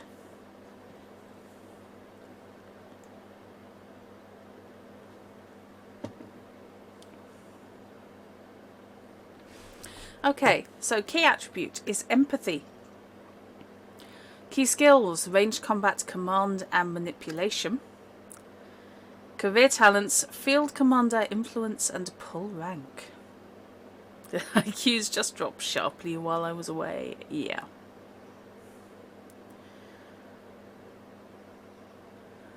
Yes.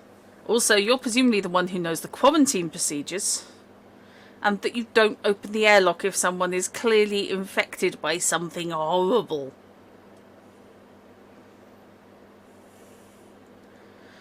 So your personal agendas can come from, you come from an officer family, you need to gain promotion or an award soon. You messed up in the past, avoid taking the blame for any more mission screw-ups. Mistakes are deadly, so don't let anyone under your watch screw up. Make sure they understand why. Oh, you've been trying to resist, but it seems you'll be going to bed with an Alien movie on. Yeah, I wish I could say you're the only one, Fish. Yeah, really not.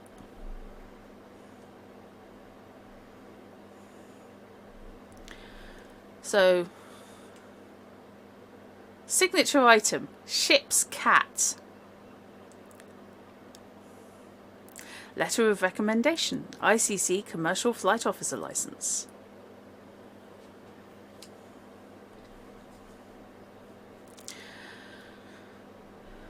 And presumably you can't access Google Play through the video device that shall not be named.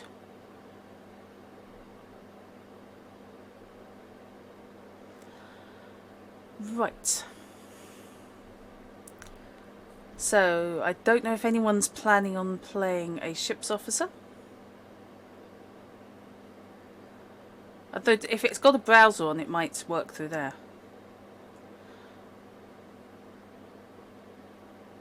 Otherwise, I will move on. Oh, hello. Pilot. Oh, that's a shame, fish.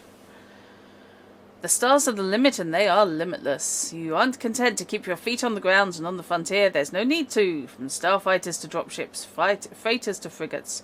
There's always something that needs flying and some aerospace stunt that only you can pull off. You aren't in this for the money, although it doesn't hurt.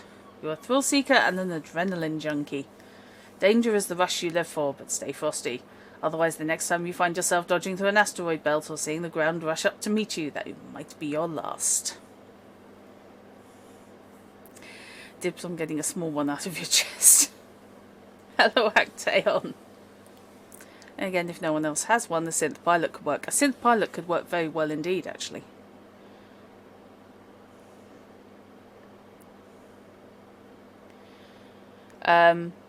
To be honest, let's face it, a synth pilot who can't suffer stress. Now there's an idea. Okay, Shard. Thank you for giving me an idea of what you'd like to play.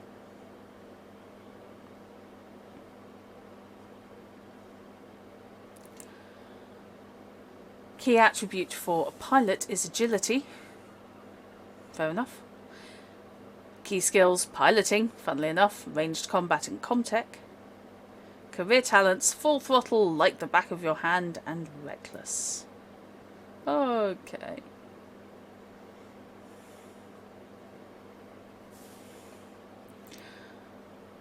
Your personal agenda. It's about pushing the limit, taking the chance, taking risks, so take a risk. Or, you're stubborn and don't like to back down, even if your friends might get hurt. Oh, God. Or, you're a loner, always happier when you can do a task without relying on others. Right. Okay. So yes, a pilot has great potential. Roughneck is what the rest of the crew of the Nostromo were. Someone has to do the manual labour on the frontier, and that someone's you. Life has dealt you some harsh blows, but you've always struck back. You've been in countless barroom brawls. You swear a lot and belch at the dinner table. In short, people find you uncouth. You really don't care. You've grown past the need for niceties. No one works harder than you. You're up before first dawn and finish your workday long after second twilight. Yeah, but the second twilight was terrible. You're the cog that keeps the frontier chugging. Your hands are calloused and your face is dirty, and the only thing harder than the work you do is the way you party.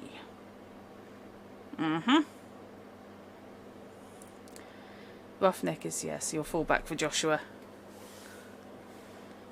I can see Alexia. I love the little high-vis vest. So cute. Key attributes are strength. Key skills, heavy machinery, stamina, and close combat. Key career talents can be resilient, or the long haul, or true grit. Obviously, we'll go through those later. Personal agenda. You're a compulsive thrill seeker. If there's a risk to take, you'll step up and try it. Or, you just realised Roughneck is also your actual in real life class. Ouch. I suppose it is. So what's your personal agenda, Fish? Are you a compulsive thrill seeker? Even down to the high vis? Yes. You once sacrificed your family for the job, now you won't let your friends down ever. Or downtime matters if you can grab a can of Aspen beer or even Soda Dry. Ew, though only if you're desperate. And some time alone, you're happy. Oh, okay. I think we just found you, fish.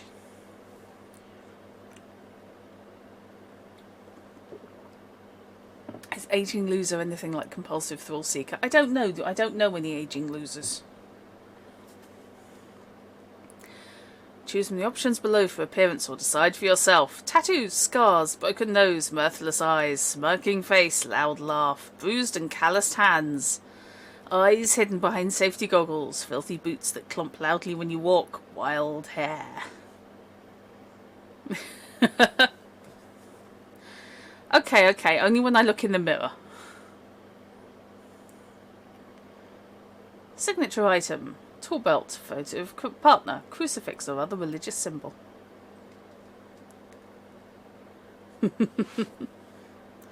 Yeah, the trouble is now, fish, I just keep wanting to go into there's a stranger in my mirror, there's...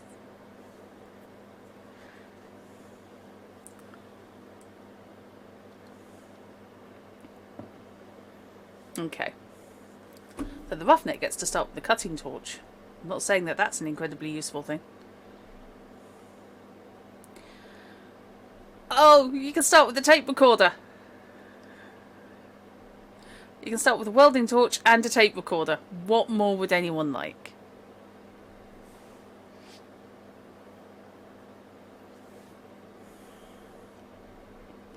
So you can be the person leaving the voice memos all around the station because you're convinced the whole lot of you are going to die. And so you need to stash recorded diaries. Like hidden in drawers and under things and in plant pots and stuff. Because who knows what the aliens can do with them.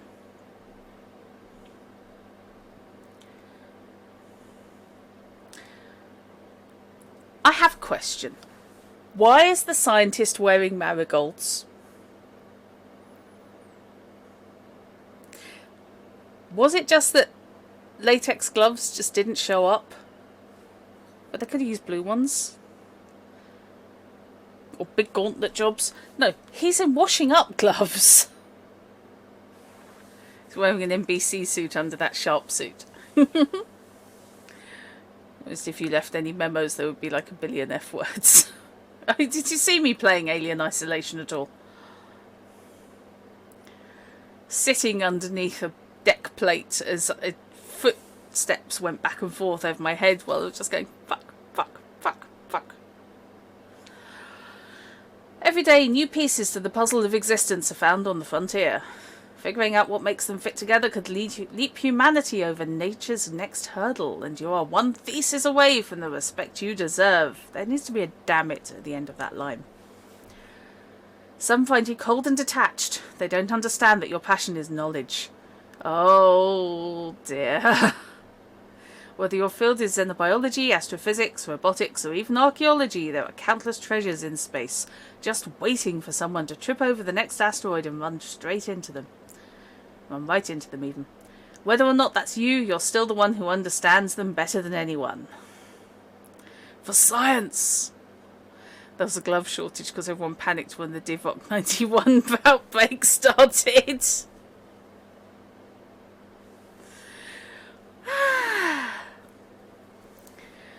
Looks nervously around to see in case Robinson snuck into the stream. No, you're safe at the moment. Although I think you may just have summoned him. Right, this is definitely the kind of scientist who ends up with a plant tray of pods fed with several units of blood from the first aid station. Just to see what grows. And that's a reference that I suspect very few people are going to get.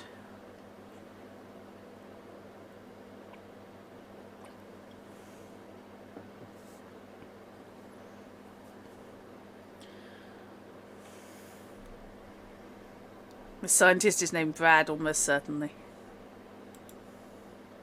Could be. Key attributes. Wits. Key skills. Observation, survival, comtech. See it, live through it, send a message home about it. Career talents. Analysis, breakthrough, and inquisitive.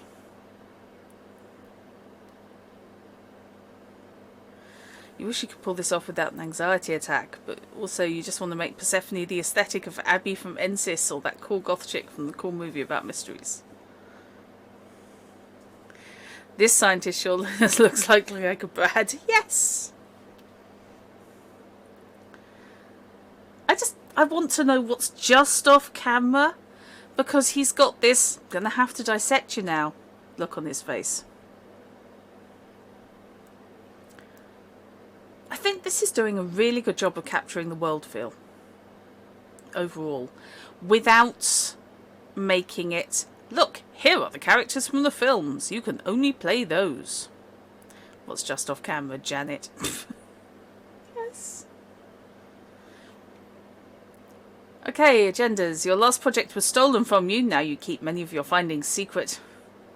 You hate authority and go out of your way to be uncooperative if possible. You find it hard to delegate to others, even if it means taking on extra work. I love the signature items. Albert Einstein Award, unfinished scientific paper, blackmail letters. The aliens may do more. Folk dancing. You fish.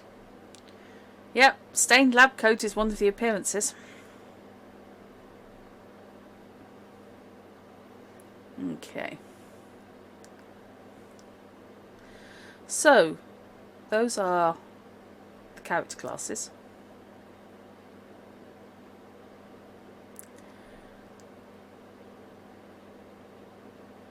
Right. How do skill rolls actually work?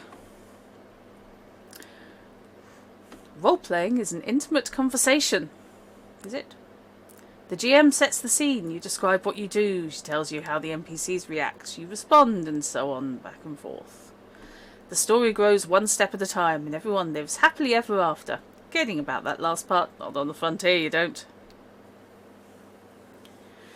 Many D6s looking for D6s. Yes, indeed. Yeah, Fish, you should be doing this one, not me. Sooner or later, the shit, just like Prisoner Murphy, hits the fan. Ouch. Things come to a head, a point of no return is reached, and the problem mounts that cannot be settled by talking a way out of it. That's when you call upon your mad skills. Obviously with a Z. Just break out the dice and show Mother you know a thing or two. Ha ha ha ha ha. There are at least 12 skills in the game. Heavy machinery, stamina, close combat, mobility, ranged combat, piloting, observation, comtech, survival, command, manipulation, and medical aid. That's it. Which are all hooked to an attribute.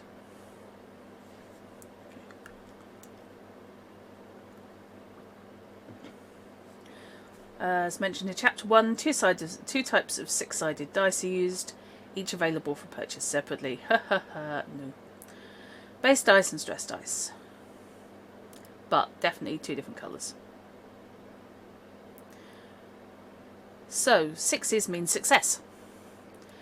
When you use a skill, first describe what your character does or says, then add your skill level to your score in the attribute connected to that skill and grab that many base dice. If you have stress dice, add those to the dice pool as well. Then just roll all the dice together. For your action to succeed, you must roll at least 1 6. If not, your action fails. If you roll more than 1 6, you can perform stunts, which are listed under each skill description. How do you mean, Alexia? Because I'm interested by that. This guide has such a weird tone.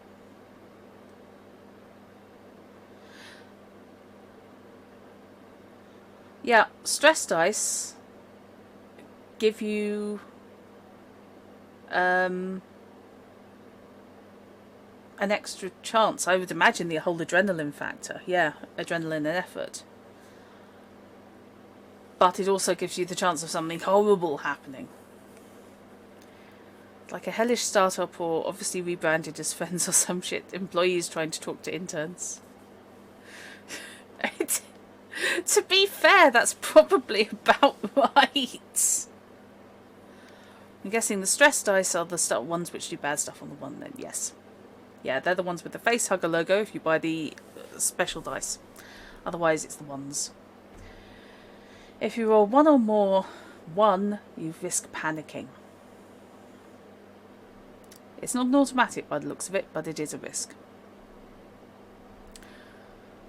The art of failure. If you don't roll any 6s, something goes wrong. For some reason, you fail to achieve your goal.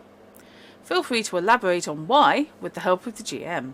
You may even let a failed roll have further consequences to move the story forward. Failure must not stop the story completely. Even when you fail, there must be a way forwards. Perhaps at the cost of time, risk, or UA dollars, but still a way. The GM has the final say on the consequences of failure in any particular situation. You have one last chance. If you really want to succeed, you can push the roll. Which we will go to. Ha ha ha, existence is hell. Yeah. Alexia, I think that's pretty much it. Basically, the world of Alien is a corporate free-for-all hellscape in many ways.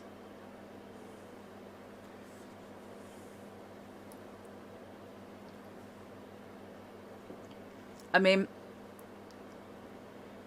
the reason that in Alien they follow up on the distress signal is not just because they were dumped into that area and got rerouted.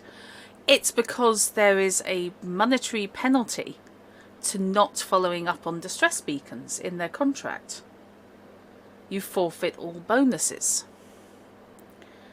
The colony in Aliens is a Weyland-Yutani colony. Ultimately. It's the third one is private prison.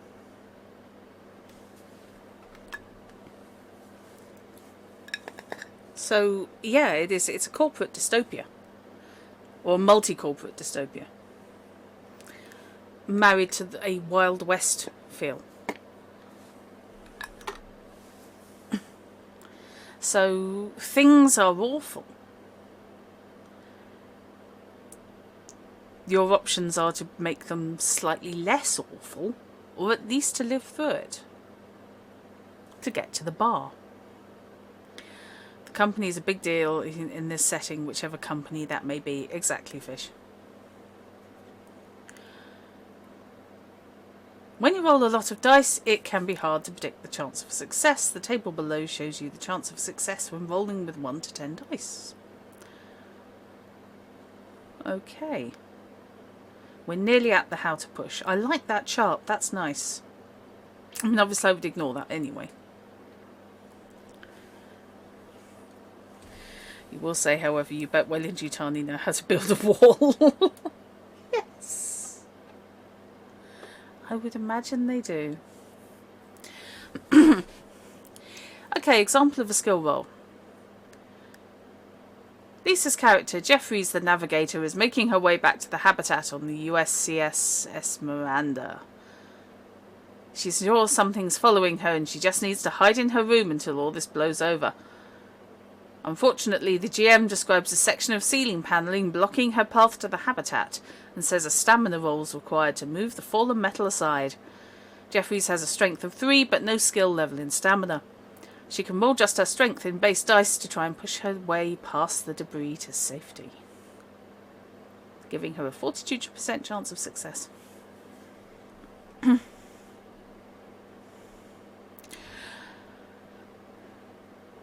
Buffrin, I've read some of the comics, and I've heard 1 and a bit of the audios.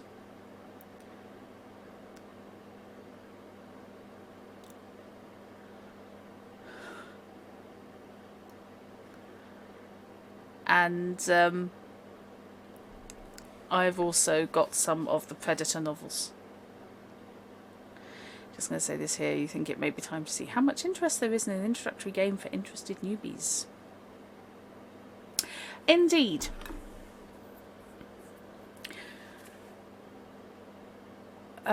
We've had a fair few people join the server recently, and even into the stream. And if you haven't joined our Discord and you're interested in gaming of any kind, then feel free to hop in. She says, hoping that the command is in there. Yes? No? Yes! So yeah, introductory games for new players. Complete newbies to RPGs, or a long time not in the hobby.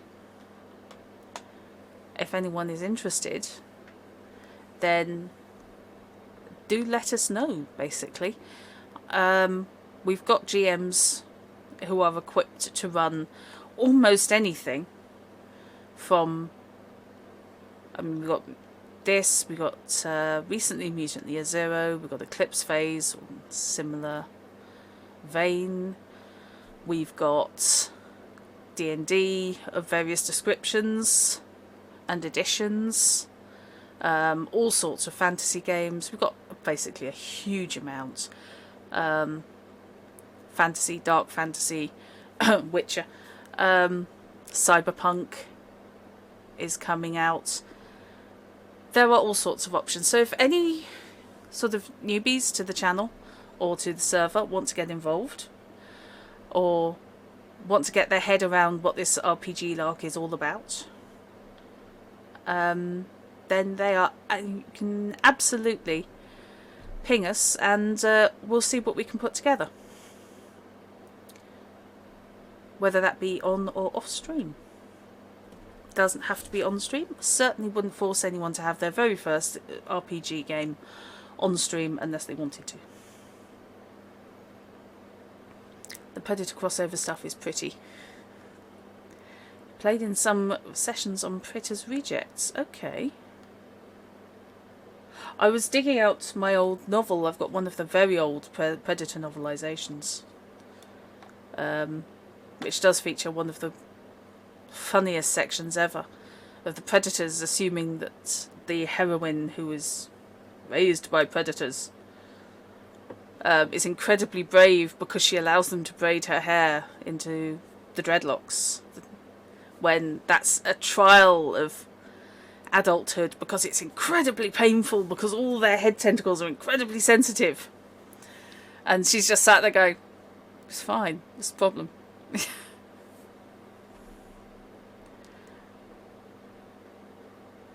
Right. Gear. Gear can give you extra base dice to roll, but not always. Sometimes a specific piece of gear is needed just to perform the action. So it doesn't always give you bonuses. Sometimes that can be what you need in order to get through.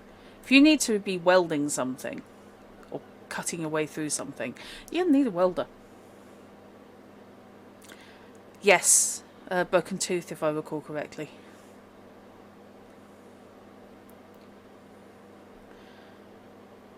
Well now,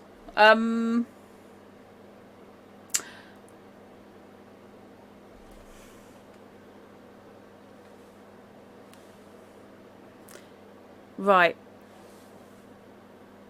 they're in trouble. Person in the middle, very much in trouble. Okay, so pushing your roll.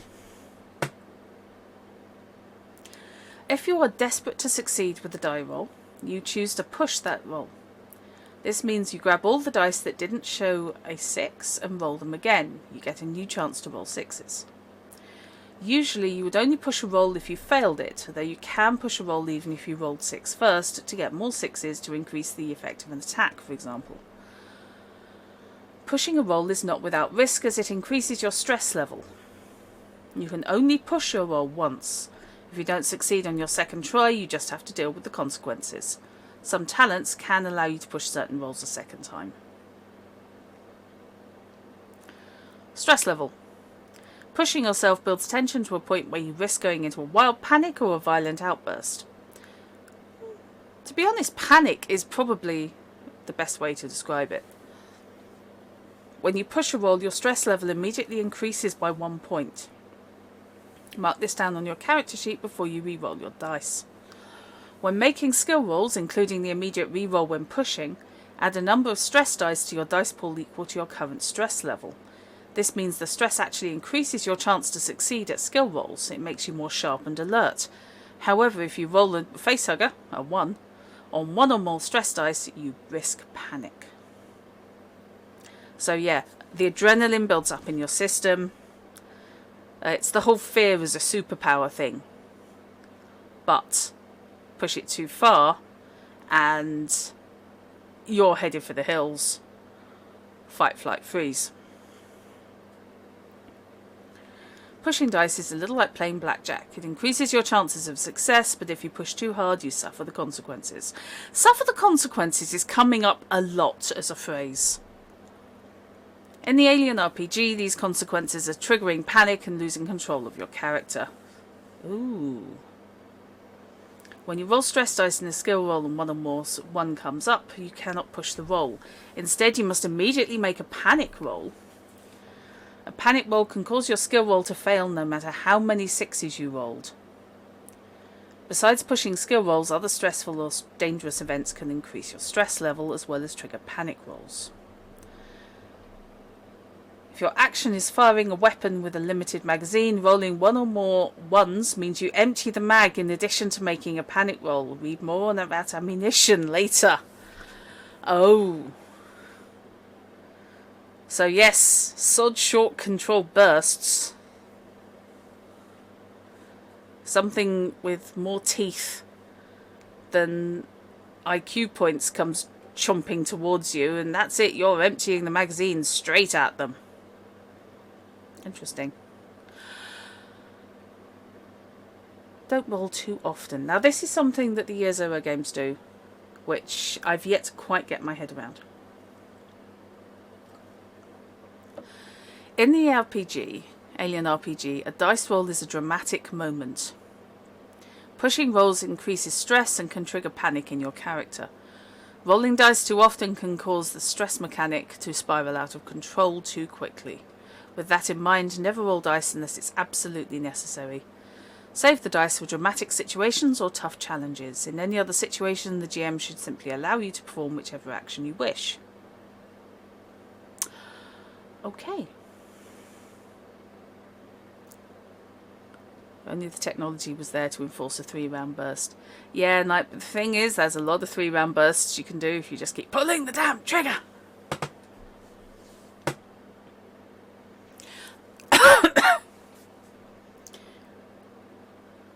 Okay, for an example on panic.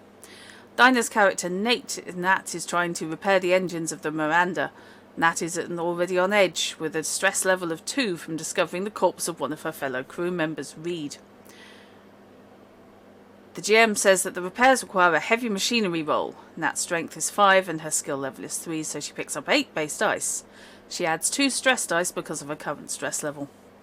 Despite rolling 10 dice, none of them come up with a 6. Good God, poor woman.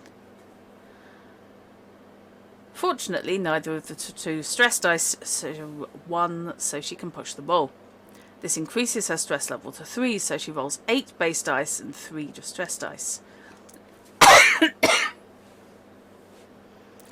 This time 2 of her base dice come up with the 6, which is more than enough for a success, and none of the stress dice show 1. She made it this time. 11 dice, 2 successes. Ouch. In a cinematic scenario, you can spend a story point to get 1 automatic success. You can spend the story point after a failed roll or even after a successful roll in order to get an extra success. You gain story points by following your personal agenda. You can never have more than 3 story points. Oh, nice! So following your personal agenda, I did wonder how that worked in the short-term cinematic games. That gains you advantage within the scenario. I like that. So, difficulty ratings there, fairly standard. Other PCs or NPCs can help you succeed at skill rolls. These must be declared right away before you roll your dice. It also must also make sense in the story. The individual helping you must have the capacity to support your action. And GM has the final say. For each person helping, you get a +1 modification. No more than 3 people can help you with a single roll, meaning your maximum modification from assistance is +3. And that gives you extra base dice. In combat, helping counts as the same type of action as the one you're supporting. NPCs can help each other in the same way as player characters. Letting NPCs act in groups instead of individually is often an easy way to manage large numbers of NPCs in conflicts. Well, yikes.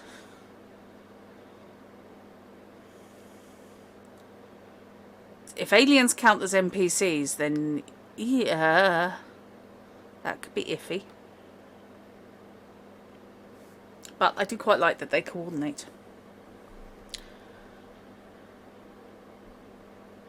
Right, and then we're into write-ups of skills, which are fairly self-explanatory for the most part.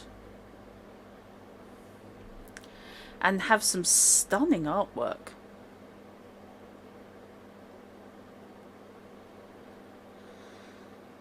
One that wasn't 100% clear was Comtech. Programming androids, mainframes, and other types of advanced technology requires specialist knowledge. Well, Comtech for any challenging attempts. So yeah, that's your computerization skill. Right, let's move on. Gloss over talents, because there are a lot, and I think they are extra things that we know they come from the careers initially. Yeah, it's a general IT skill. You're gonna die, and your question is how you check out. Do you want it on your feet or on your fucking knees begging? Neither, ideally. Spark out drunk would be ideal at the age of 197. It's just me. Okay. Stealth mode. Okay. In the Alien RPG, much of the thrill happens before the enemy shows itself and bullets start flying. A key part of the experience is exploring unknown locations with enemies lurking in the darkness. In the game, this is represented by what we call stealth mode. Stealth mode's played out in turns. In one turn, you can move 2 zones on a map and explore them, scanning for enemies and getting a superficial description of these 2 zones from the GM. Interesting.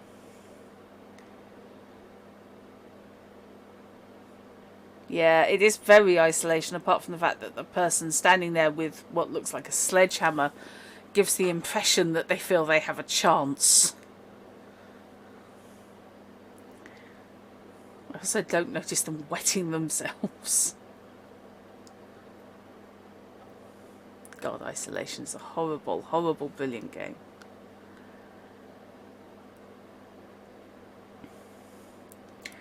In stealth mode, enemy movement is handled secretly by the GM. This is a game that's going to benefit from battle maps, I think. Especially the cinematic one.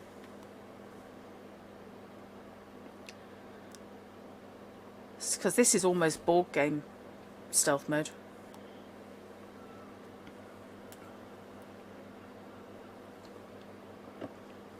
NPCs must comply with the same rules of movement as PCs. Human NPCs can only move 2 zones per turn. Non-human characters can move faster or have other special rules. To handle NPC combat movements, we recommend that the GM has a second copy of the conflict map hidden from view by the GM screen, available for purchase separately. On this map, The GM can place tokens to represent NPCs hidden from the player's view. Now, fortunately,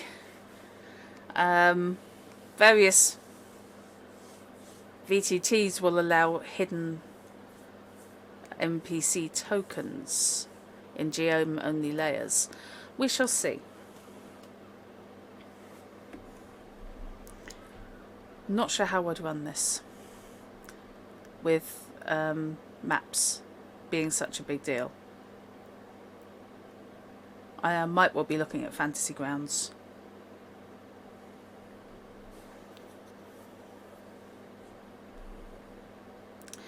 Right. Enemies can be active or passive, as dictated by the scenario or the GM. Yeah. That's where you make absolutely certain none of the PCs are watching the stream. Players even are watching the stream. In stealth mode, you automatically detect passive enemies in the same zone or line of sight. If you make no effort to move quietly, passive enemies will automatically detect you. This is interesting. I like that they are really putting some effort into the walking around with your motion tracker, trying to find something. You always stream a player's eye view, or anyway, this is true.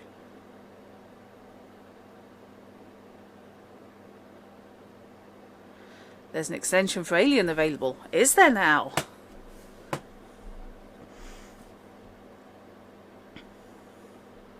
Funky.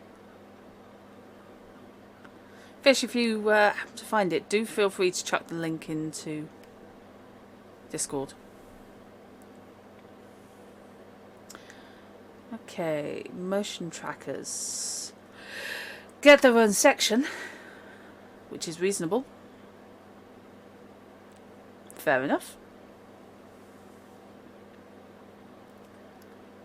You can use a motion tracker once per turn, and each time you use it, you must make a power supply roll. Oh my god, they run on batteries. Oh well, yikes. Huh. Interesting. I like that. It leads me to expect that the stealth sections are going to be extremely tense.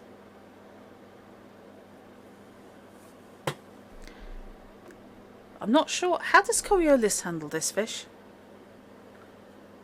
Does it have the stealth elements? Because it's the same system, of course.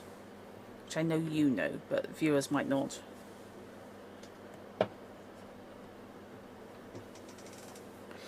Yeah, I like this. No, this is new. Okay.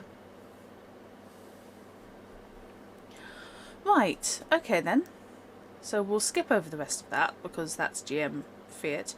But I do like that they put a lot of effort into stealthing. And the high pressure end of things. Ambushes and sneak attacks. That makes me happy.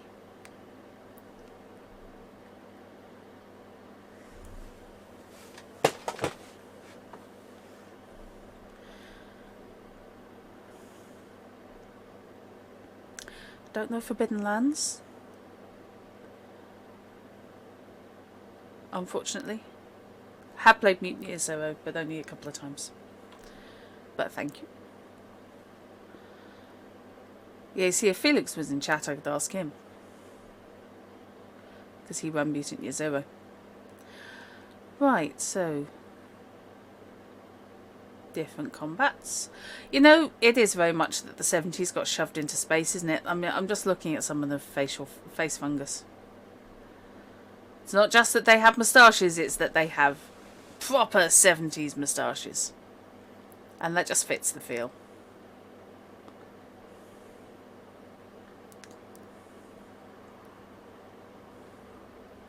Right.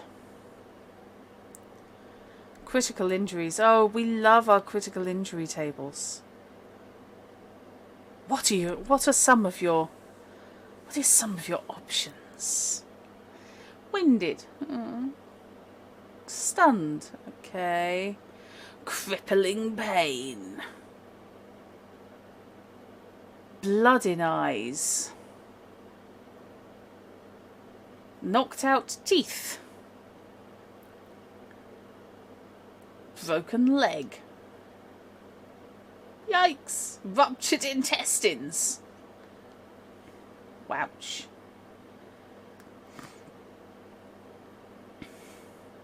Good lord. Oh my god. Cracked spine. Paralysed from the neck down. If not given medical aid in time, the effect is permanent. Yikes. Ruptured aorta. Disemboweled. Pierced head. Impaled heart. I see a lot of impalings going on.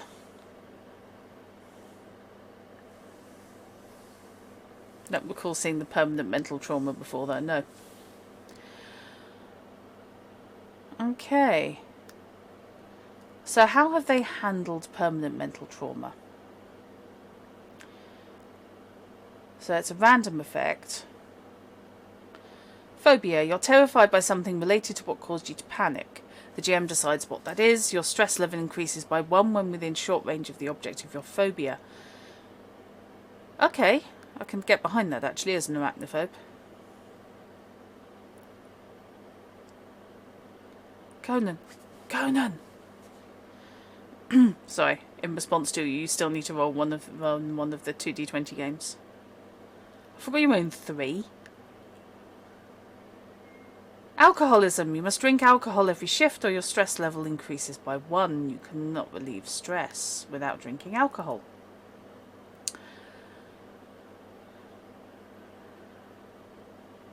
I think we need to put the bid out again after the next time we play some Conan Exiles, Fish. Encourage people like that. Nightmares. Make an empathy roll when you sleep. If the roll succeeds, you have a horrible nightmare and your stress level increases by 1. You cannot relieve stress for a full day after such a nightmare. Ouch! Yeah, that's what I'm thinking, Fish. I think Conan Exiles is probably the way to go. Just encourage everybody. That, point out that you can, skin your enemies. Depression. You're prone to episodes of depression and moodiness. Every day, make an empathy roll. If you fail, you're having a bad day. Your stress level increases by 1 and you can't relieve stress until the next day. Drug use. You must use some form of recreational drug every shift or your stress level increases. You cannot relieve stress without consuming your drug of choice. Which is basically the alcoholism one. It's just that alcohol is a far more common drug than most things.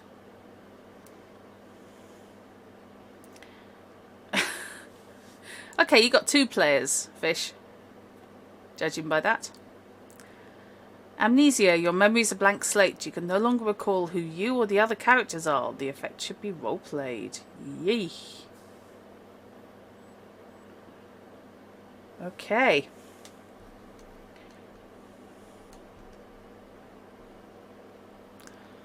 Okay, so that actually could be handled a lot worse. A lot is left up to the GM. And I kinda like how that's done. Although amnesia is a bit of a bugger.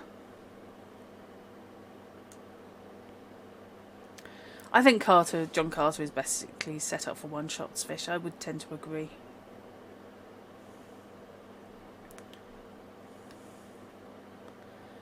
Stress and panic.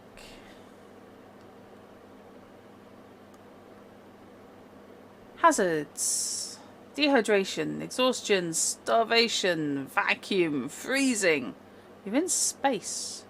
I've got rules for explosive decompression. I can die happy. Firing guns inside a spacecraft is very dangerous. I always say that. No one ever believes me. If a shot misses the target in the room next to an outer bulkhead, the weapon will inflict its base damage rating on the bulkhead instead. This is why some games do things like gel rounds. Less damage to people, but bounce off and don't damage walls.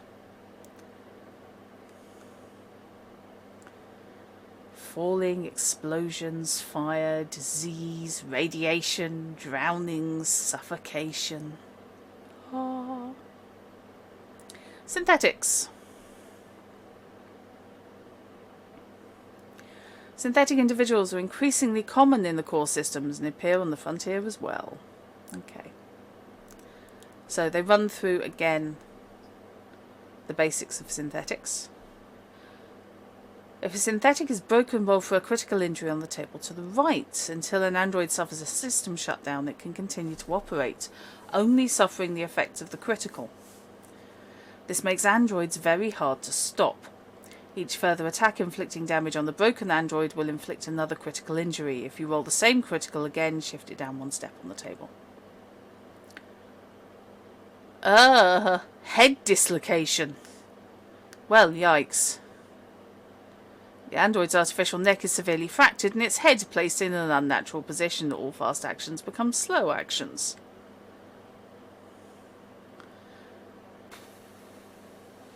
Yeah, fair play.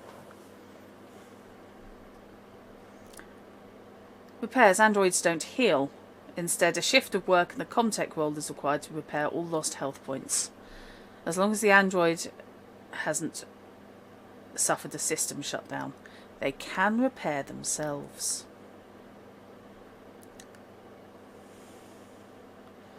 Why is that sidebar labelled electric sheep? I'll get back to you in a sec. Androids don't make death rolls and cannot die. If they suffer a system shutdown, they can be reactivated to communicate with. This requires a power source, a turn of work, and a Comtech roll. An android revived in this way can be repaired to working order, but it will suffer a permanent mental trauma. Oh, I like that. Okay, electric sheep. It's illegal to program an android for violence against humans. While modern synthetics are governed by behavioural inhibitors that prevent them from injuring others, earlier models are not so equipped and therefore dangerous. Expensive bypass packages are available on the black market for those who want to circumvent those laws. An android that goes too long without scheduled maintenance can also begin to experience mental degradation and the onset of psychosis, which will render the inhibitors moot.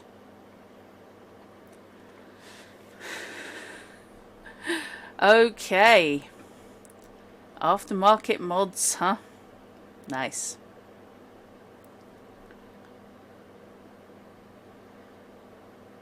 And the stars of the show. Xenomorphs and vehicles.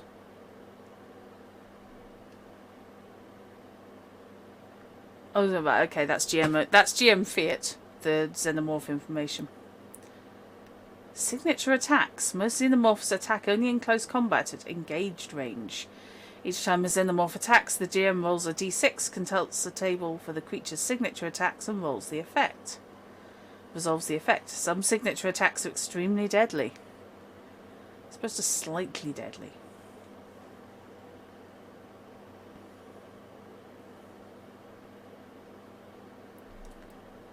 Okay.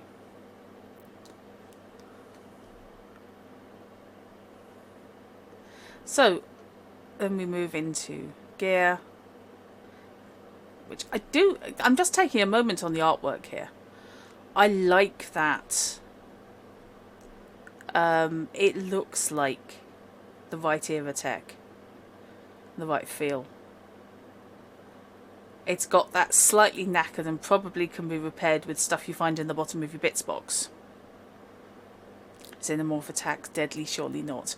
Do I detect sarcasm, Fishy?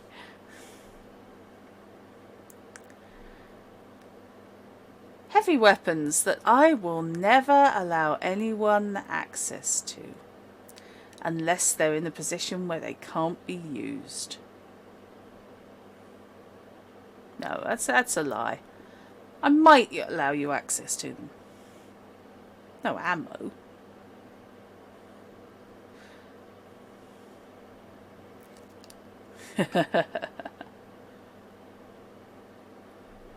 No, we need to get one in.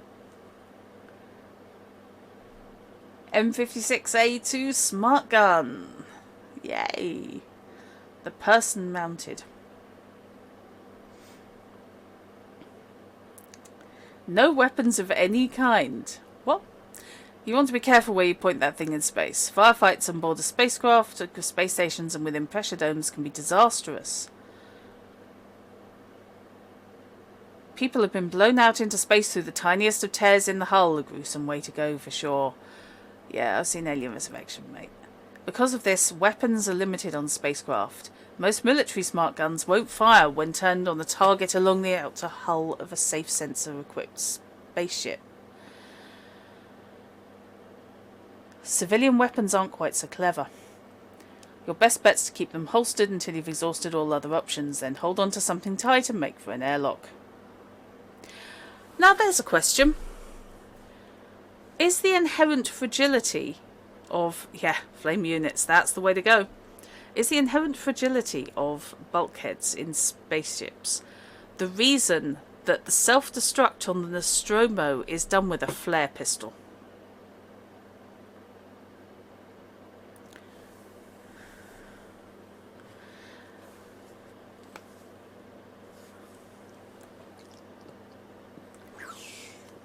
Not since the Alien Tech book came out many years ago did you have a tech. Fair enough. That's a thought, isn't it? No, it's a percussion pistol, not a flare pistol. My apologies. Didn't actually fire anything. It was basically a cap gun.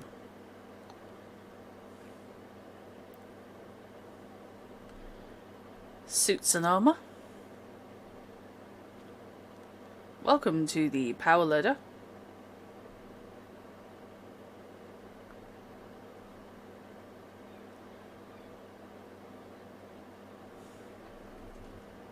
That's okay.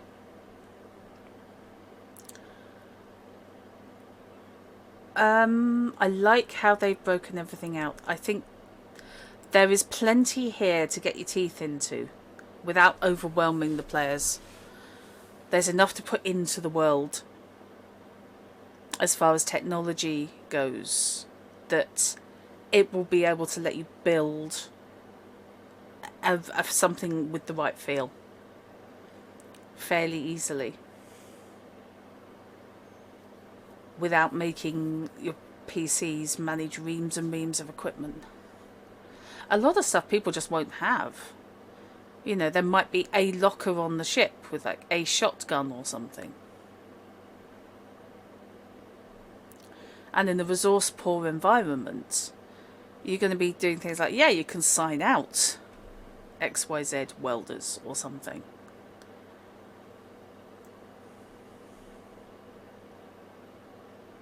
But you're not going to own all this stuff.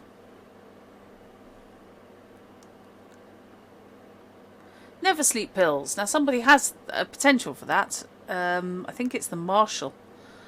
Fast-acting supplement that keeps you going well past your bedtime. Excessive use can cause stroke or heart attack. Oh, yay. Each dose increases your stress level. Increases your stress level 1 step. But removes the need for sleep for 1 day. During that day, you cannot relieve stress. Yikes. Oh my god. Hydration. Hydration. Ouch. An electrolyte solution that counteracts the dehydrating effects of hypersleep. Hydration is one of the few pharmaceuticals of the space age with no side effects. Yeah, plus. Nap Relieve, an injectable instant pain reliever for all strains, stresses and irritations. Recommended for use during any self-inflicted cesarean performed to extract an unconventional fetus from your womb. I'm sorry. Oh my god, that was a horrible scene.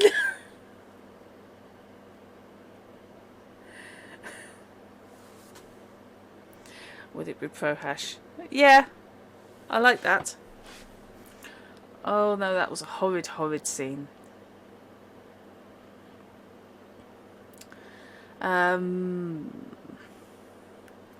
Immediately reduces the patient's stress level to 0. Warning, an overdose of Nap Relief can have an intoxicating effect. Recreational drugs. Get wrecked. Cannabis, tobacco, steroids. Oh, benzo. Oh my god.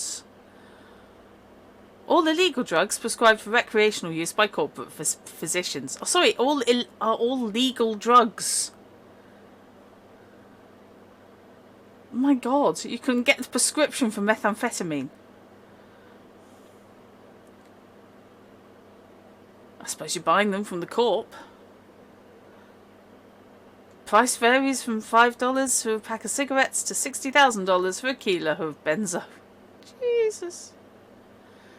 Extreme drugs. Most ethical corporations work to keep off their colonies. If that's legal, what's illegal? The X drugs increase strength, endurance, and the senses, but prolonged use can have severe side effects, such as hallucinations, seizures, psychosis, and stroke. The Colonial Marine Corps is rumoured to be experimenting with powerful X-stims for its soldiers, and some unscrupulous companies quietly supply their workers with similar illegal stimulants in an effort to increase productivity. Effects and price vary. Yep, nothing nice in this entire world, is there? Prefab meals. Ouch. Oh my god. Water is essential. Oh, ooh. Yeah, this really does set the scene, doesn't it? Shipboard company supplied water, $2 is rationed, cloudy, recycled, and tastes of metallic. Bottles of purified water are $10 a throw, luxury items. Bug juice protein drink. Commonly referred to as bug juice, this high protein caloric drink is made from mealworms, roaches, beetles, and other insects all raised on bug farms. Soda and candy bars. Coffee. It's essential. It's coffee. Okay, fish. Colony speciality meals. Planet-side colony grub can be a better thing as colonists get creative with their rations to create new culinary delights. Some colonies grow their own livestock while others have access to edible indigenous wildlife, creating a wide variety of cuisine ranging from terraform threes, bovine burgers and steaks to boiled Tanakan scorpion thorax to kelp salad and sushi from Bracken's world. Increases your food supply and reduces your stress level. Going for a nice meal reduces your stress level. Beer and booze can also decrease your stress level. Okay.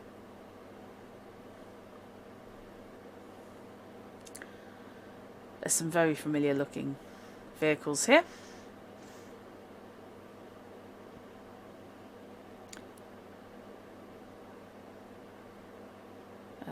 So yeah, we've got the APC, we've got the dropship. Of course, the APC would sit there. On the APC bay door.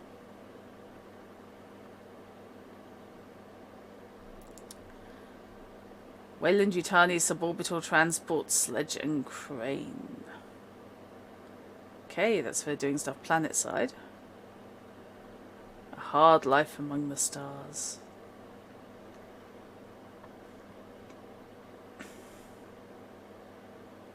There is a lot. There's so much world building in this book.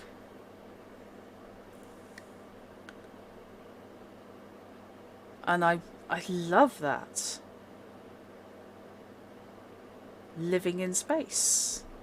This sort of thing, this gets given to the players with the instruction to bloody read it. Because this really gives the feel of the setting. This and the equipment, I think. It very much gives you the feel of, I suppose, people who are largely, they are trodden down, they are worked to the bone, in dangerous situations at all times, and in hock to the corporation. So we have a selection of stations.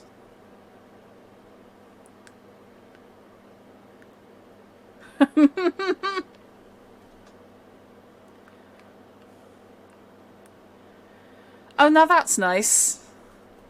Dubbed the Wooden Planet by Space Truckers, Archeon is a strange station. If I recall correctly, that dates back to one of the early versions for Alien 3, I think it was, which was supposed to be set on a wooden spaceship or space station run as a monastery. And in this, it's been repurposed as a monastery for a reclusive technophobic monastic order. I like that. That appeals to me.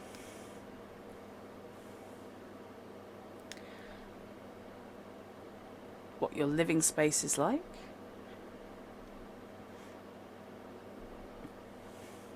Function before fashion. Now that's important.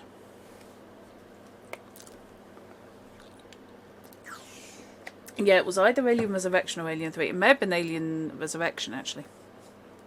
But one of them started as a story about a ship, a wooden spaceship, full of monks. On the frontier, you dress for success, and here that means practical. Yeah, Alien 3. I think it was right first time. Clothing is usually overalls, jumpsuits, leather gloves, bomber jackets, and ball caps, all in muted colours and often decorated with colourful patches and corporate logos. On colder worlds, colonists and explorers wear dark, layered parkas and form-fitting leather aviator helmets or fur-lined billed hats with ear flaps. Yeah, I remember Fish. It went through so many different writers.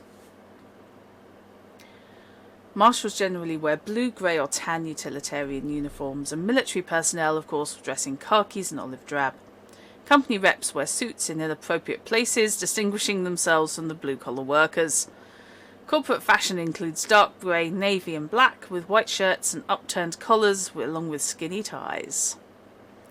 On planetoids with nebulous atmospheres, compression suits are worn, ranging from cumbersome padded models to the sleeker, more advanced corporate spacesuits. You know, just that, the living quarters and the function before fashion. That, I think, puts you in the headspace for aliens. So if you see somebody dressed in bright colours and sleek clothing, I think the automatic thing is you just don't trust them.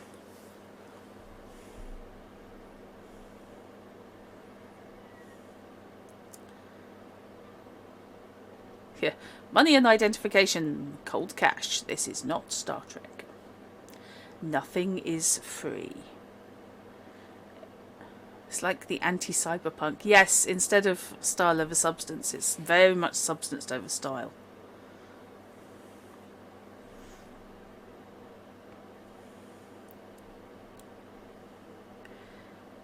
It's really good for giving a sense of the mood of the setting. Yeah. Something I think gets missed a lot is the atmosphere, no pun intended, of games. Cyberpunk, as you said, Fish, they've done a really good job there. It's a neon-soaked dystopia. You can get a feeling fairly easily for what it feels like to go out in this world. And Alien has the same thing in completely opposite direction. It's got that really oppressed, grey, functional, push buttons, you know, amber displays on the grounds that they last longer, stuff like that. So Freelig and generally do a good job on atmosphere, as yes do Artal. Yeah, exactly.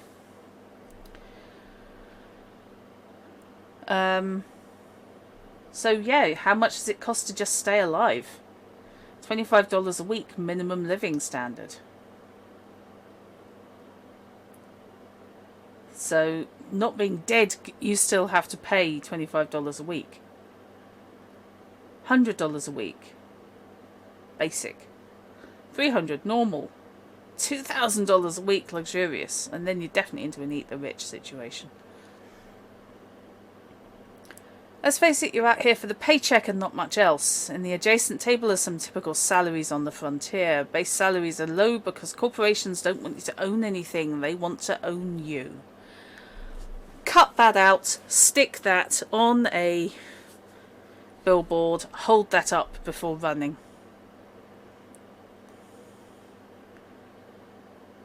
Corporate credit and loans are available. Of course they are. Frontier employee compensation packages also include living quarters, standard rations, bonuses, shares, claims and medical benefits. But brush your teeth because no one includes dental. Ever. I like. That appeals.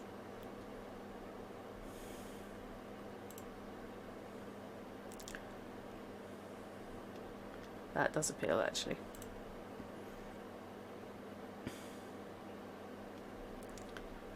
Okay.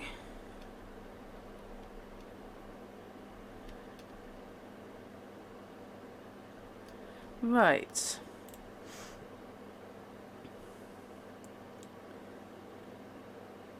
So,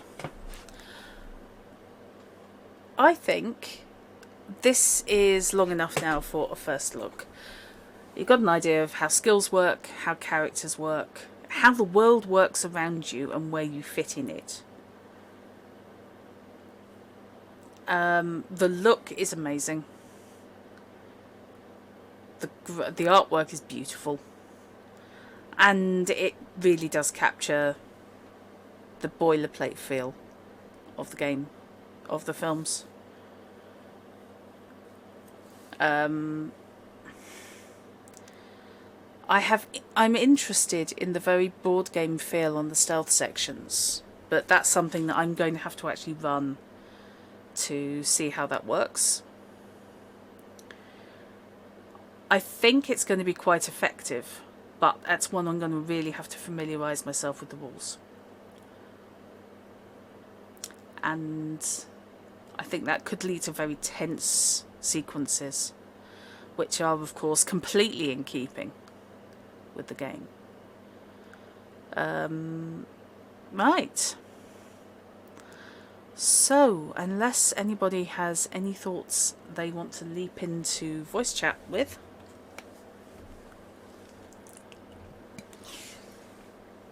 Pardon me. Once we have Wednesdays established, this might make a good episodic Wednesday game. Yeah. Yeah, Fish, I think an episodic campaign game would work very well for this. Even if everybody does insist on playing kids. Kids, I ask you. So yeah. We've got a lot more. We have the spaceships. Oh, the Nostromo!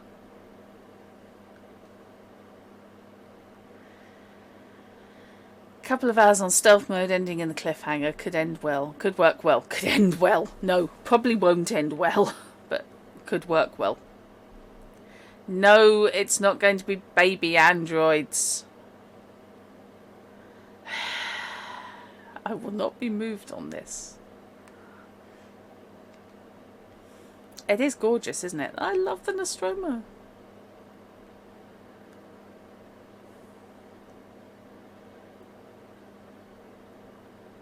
We have space combat. Full-on space combat is a thing. Newborn little big-headed androids. Oh, bloody David 7. Kidroids. The term is kidroids. TM patent pending. Oh no, a nursery full of entirely experimental kidroids. Now there's a thing. Oh, I wish that wasn't giving me ideas. I really, really wish there wasn't. We shall see.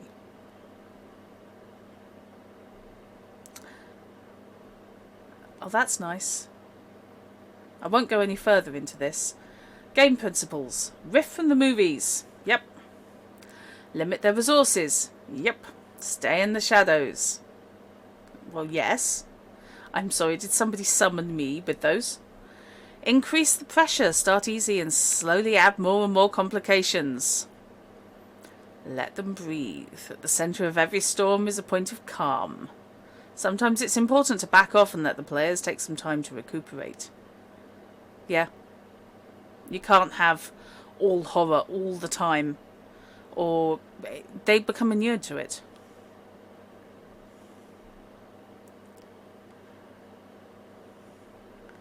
Fuel their agendas.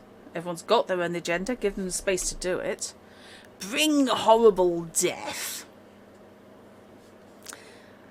PCs will die and die horribly. When the time comes, make the most of it. Embrace death. The Alien franchise is known for its iconic death scenes, so make it the same for your game.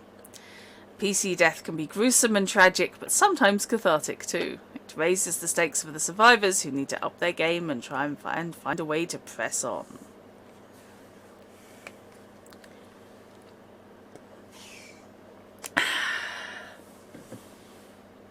Reveal the universe. The universe of Alien is harsh and unforgiving, but also home to long-lost secrets, wondrous planets, and strange phenomena. Now and then give the PCs a glimpse of something bigger. Let them feel the vastness of the universe and the insignificance of humanity. Show them the beauty and the horror. Right, I just want that as a poster. I would be happy with that. Johnny's bought the pizza, Trudy has the cola. What did you bring? Horrible death. Yes. I like. Okay. So, I like the look of this. I was expecting to be fairly favourable because I like Free League. I've liked what I've seen so far of several of their games. And I am perfectly happy with the idea of running this or playing it. Even if you are insisting on throwing kid androids at me. But that's okay, because option 7 is always there to comfort me. So, you are the game mother. You are the cold darkness of space itself. Ah, didn't realise they've met me. The Zer0 game even spookier than that first Coriolis scenario. Yes! Indeed. Nah, just freaked out by vines. Okay, so I am going to call it there because I think we've covered the basics. We've had a first look and I think it's given you enough idea. If you're interested, I think this is well worth picking up. If you're an Alien fan, absolutely. They have really done a good job of bringing in quite disparate elements from the different movies and making them all part of a coherent whole by the looks of it. And if you're just a science fiction horror fan, I think there is enough in here to let you build the world and still give it the right feel, even if you've never actually seen an Alien film in your life. Although, to be fair, go and watch an Alien film. Almost any Alien film. One or two. Everything else is optional. But Alien and Aliens. Brilliant.